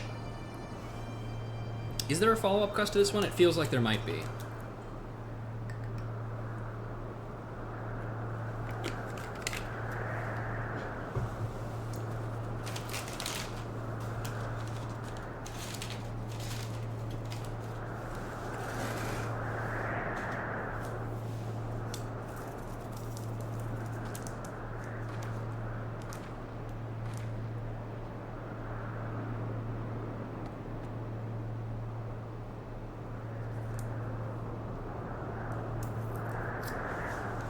Nope, keep trying.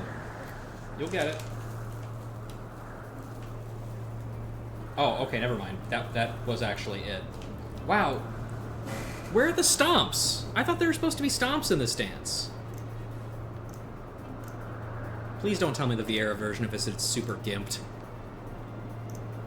Whatever.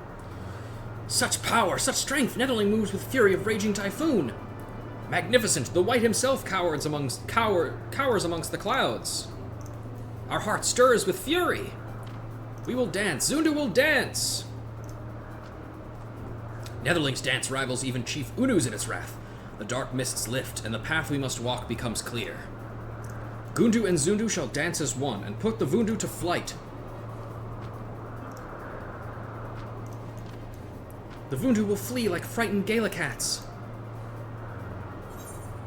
Stomps are for the boys, and I... Fuck you! That sucks!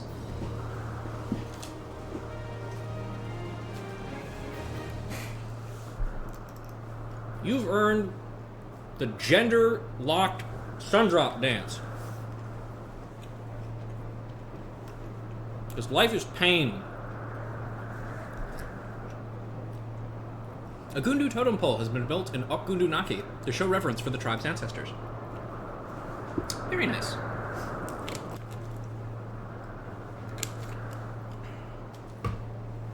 Rank up! Dope. Alright, Moghome. And then, probably not gonna have time for the Scholar Quest today, sadly. I think we'll probably have to leave that for next time.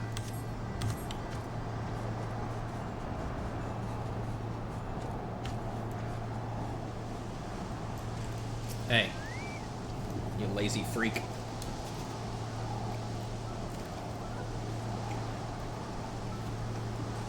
Oh, Adventurer, welcome back. Were you able to find the 12-wood Moogles? Sorry, I'm eating Koopo nuts.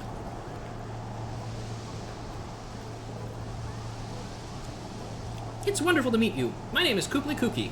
There's so many islands above the sky, it took us forever to find the right one, Koopo. I'm just glad everyone was able to get here safely. The name is Moghule. Welcome to Moghome. Moghule? What a strange name. And you say Koopo, not Koopo. Koopo? Oh, I almost forgot. We brought gifts for you to solidify our certain friendship. They are quite the delicacy, Koopo. We need to bring you Oh, these are Koopo nuts! You've seen these nuts before? They're only found amongst the thick wooden boughs of the Black Shroud, Koopo. There's nothing more tasty in all of Eorzea. They're so firm, Koopo. But look, there's one hanging from that branch there. The Moogles of Moghome work diligently to keep our nuts safe. I shudder to imagine what we would do without them. How curious. Could these be the selfsame nuts found in the Black Shroud, Koopo? Let's see here. Amazing! To think our Koopo nuts would be alike as peas in a pod. Well, this visit is proving to be more interesting than I could have imagined, but there's still much to learn. Let's go visit Chieftain Moglin, Koopo.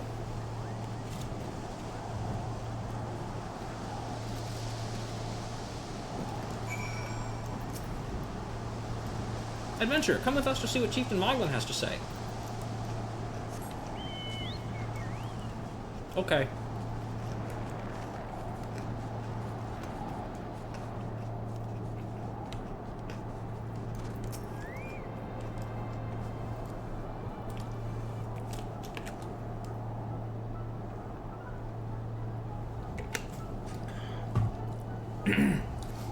Moogles of the Twelveswood, welcome to Moghome. Although your journey has surely been long and tiring, I would like to solidify our friendship by telling you the story passed down through generations in Moghome. Listen well, for we may find that which binds us together, Koopo. Long, long ago, a great continent floated above the clouds, and we Moogles all lived together in happy harmony. But one day, all creation was consumed by a raging tempest that spanned the whole of the heavens, and the once great continent was smashed into countless smaller ones. The islands were too small for the Moogles to continue living together as one, and to ensure the happiness of their brethren, a band of brave explorers set off on a journey to a new land and a new home. Or so the story goes, Koopo. Amazing, Koopo. The Twelveswood Moogles have a similar story. Oh, how does it go again? Once upon a time, our ancestors lived among the heavens in harmony, until one day the gods high above began their petty squabbles, throwing the once peaceful land into a tumult of chaos, Koopo. and thus did the last king of the Moogle kind, good King Mogglemog the 12th, may his memory live on in eternity, lower down a rope so long it could reach the surface, guiding his troubled subjects to a new home. But he, in his benevolence, remained behind to ensure the rope stayed strong for any stray Moogles. There's not much difference between the stories of Moggholm and the Twelveswood after all. Both tell of Moogles coming down from the clouds to the surface. They must be talking about the same thing, Kupo. Maybe the Moogles of the past brought the Kupo nuts with them. That's why the Kupo trees are exactly the same. So that means once long ago our ancestors lived happily together, Kupo. To think we all come from the same ancestors, Kupo. Adventurer, thank you for guiding our Twelveswood friends here. Today will forever live on as a momentous day in Moogle history.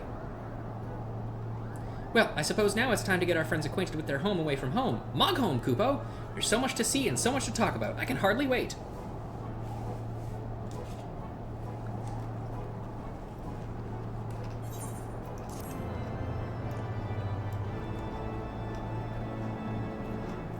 One more! Wait. No. Gotta talk to this asshole over here. One more! Is it up? I guess it's up. Yeah. Kooply Kooky! A Moogle by any other name. Kooply Kooky is thinking about the Moggholm Moogles. To think the legends are actually true! Our ancestors did indeed come down from the skies, Kupo. I'm sure Moggul and the others will get along famously.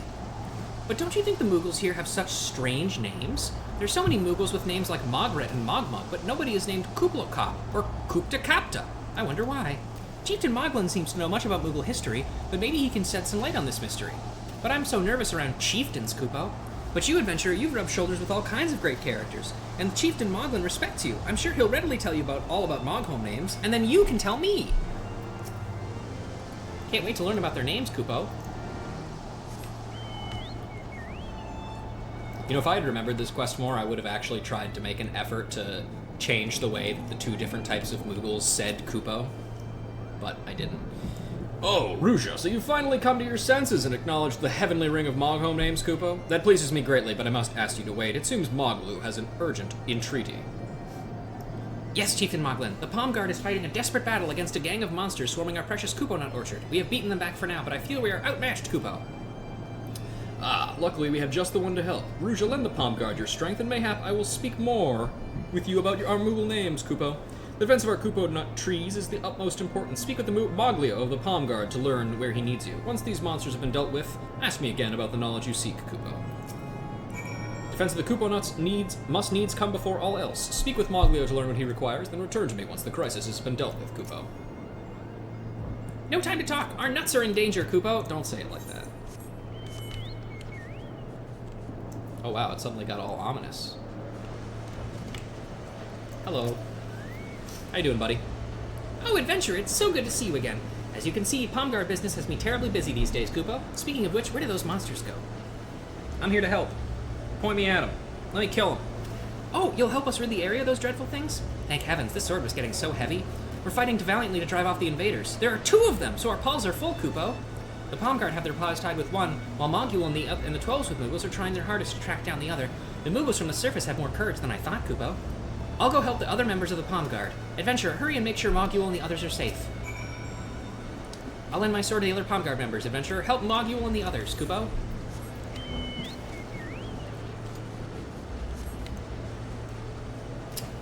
Hey, find it? The monster was just around here. It can't be far. We have it cornered, Kupo.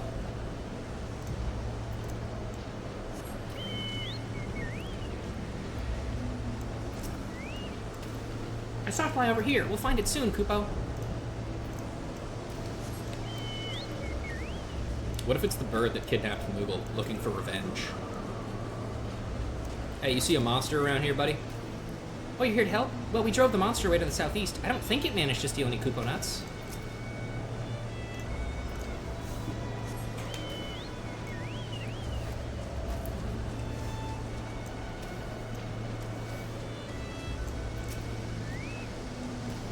I had it in my sights, but it flew away, Kupo. Where could it be?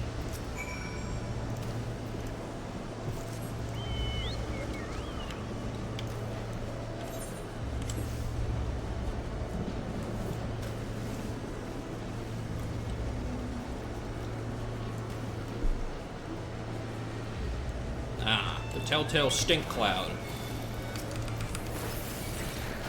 That's a fucking Gale cat.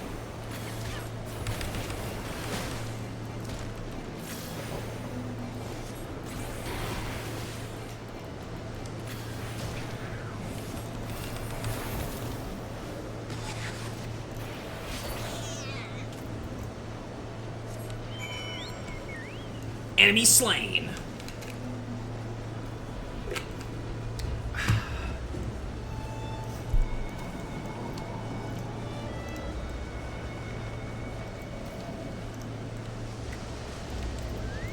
Oh god, okay.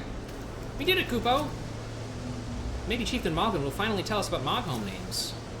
Can't believe a monster followed us that far, Kupo. I'm quite targeted out from chasing that monster around, Kupo. That beast was no match for the likes of the Palm Guard, Kupo. With the threat to our precious Kupo-nuts gone, the orchard is safe. Those monsters were so strange. Odd-looking wings, curious pointed ears. I wonder where they could have come from, Kupo. Oh no, they might have followed us here, Kupo. We're sorry, we didn't mean to bring such rude guests with us. Well, as long as the Kupo trees are safe, there's nothing to worry about. Thanks to our new friends from the Twelveswood, not one nut was disturbed, Kupo. Let's report our success to Chieftain Moglen. He'll want to thank everyone who helped protect our prized trees. Sorry back to Chieftain Moglen. He'll want to reward everyone for protecting the nuts. We did it, Kupo. Same, and same. Fuck yeah, dude.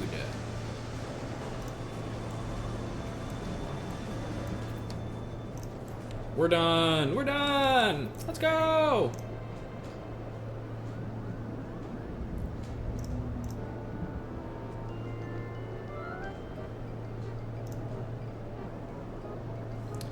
Ah, you've returned at last. Are the Kupo-nuts safe from harm?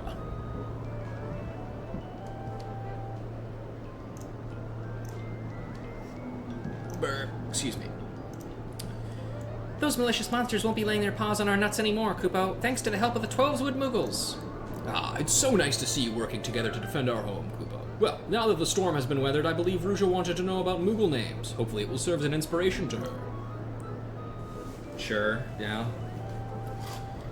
Actually, Chieftain Moglen, I was the one who asked the adventurer to ask you. I was thinking, isn't it curious that our names sound so different from yours, Kupo? In the Twelveswood, we usually start our names with Ku or Poo. They say it's because it makes our name sounds like Kupo-nut. Mayhap when the Moogles came down from the sky, the Kupo-nuts were their most prized possession, Kupo. But the Moghome Moogles who love Kupo-nuts too, so I'm wondering why their names are different. You're quite perceptive, Kuplikuki. Truth be told, I've never thought about the reason myself. Would it not make sense for Moogles to start their name with Mog? It's been that way for as long as anyone can remember, Kupo. My ancestor, who was Moghome's first chieftain, was named Moggle, and in fact it was he who decided which brave Moogles would travel down to the surface after fire rained from the skies. Moggle. That name seems so familiar. Kupo? Moggle-Mog? Could Chieftain Moggle have been Moggle-Mog? If so, Chieftain Moglen, you would be a descendant of good King Moggle-Mog the 12th, and may all in his lineage bask in greatness. Indeed, the two names are quite similar, Kupo. Moggle-Mog. I remember, this was the name of the king from your legend. It all makes sense, Kupo. The legend is so ancient, it's no wonder the name have changed ever so slightly. That means I'm presenting myself before the descendant of the last king of Moogle kind.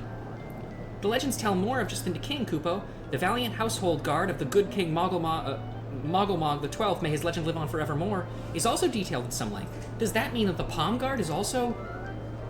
The history of the Palm Guard is long and illustrious, dating back to Chieftain Moggle's humble beginnings, Kupo. Kupopo, that means his household guard was actually the Palm Guard. I'm among some of the most historic Moogles of all time. I never knew we were so important. How embarrassing. Oh, I almost forgot. We never thanked you for helping us take down those dreadful monsters, Kupo. For all your brave services in defense of our lovely orchard and in celebration of our newfound friendship, we shall bequeath to you 1 Kupo-nut each. Kupo-po! I could not think of no better reward myself. Our stomachs will be full tonight. Do I get anything? Hello? Hello? Anyone? Okay. I'll tell you what I get, folks. To be done with stream today. Unfortunately, we're not going to be able to do the level 60 scholar quest like I had initially planned, but that's probably for the best because this took a long time. Ruja, I've thought long about this, and I think it's finally time to decide on a proper Moogle name for you. I think Mogruja would fit you perfectly, Kupo. You can go fuck yourself. Anyway, that's going to do it for me today, folks. Thank you all very much for joining me today. I need to give my voice some time to rest. Because that was a lot. A lot. But just as a general reminder, just so everybody remembers, sometime in the next couple of days we'll be starting another LEGO build, so that'll be happening on Twitch, and then I will be continuing with Valkyria Chronicles and this. However, I am considering potentially pushing my start times back, or rather moving them forwards. Because consistently one of the biggest problems with keeping my streams a little short has been all the days that I stream are days that I have work the next day, which means I need to be in bed by basically a certain time if I want to get enough rest. And I've committed to I usually commit to the 4 p.m. start time because I don't know why exactly, but I'm thinking about maybe changing that because as long as I have this job, then it might just be easier for me to start like 2 hours earlier at like 2 p.m. or something, just to give myself a little bit more time. But it's something to consider. But regardless, thank you guys very much for joining me as usual, and I'll see you all next time.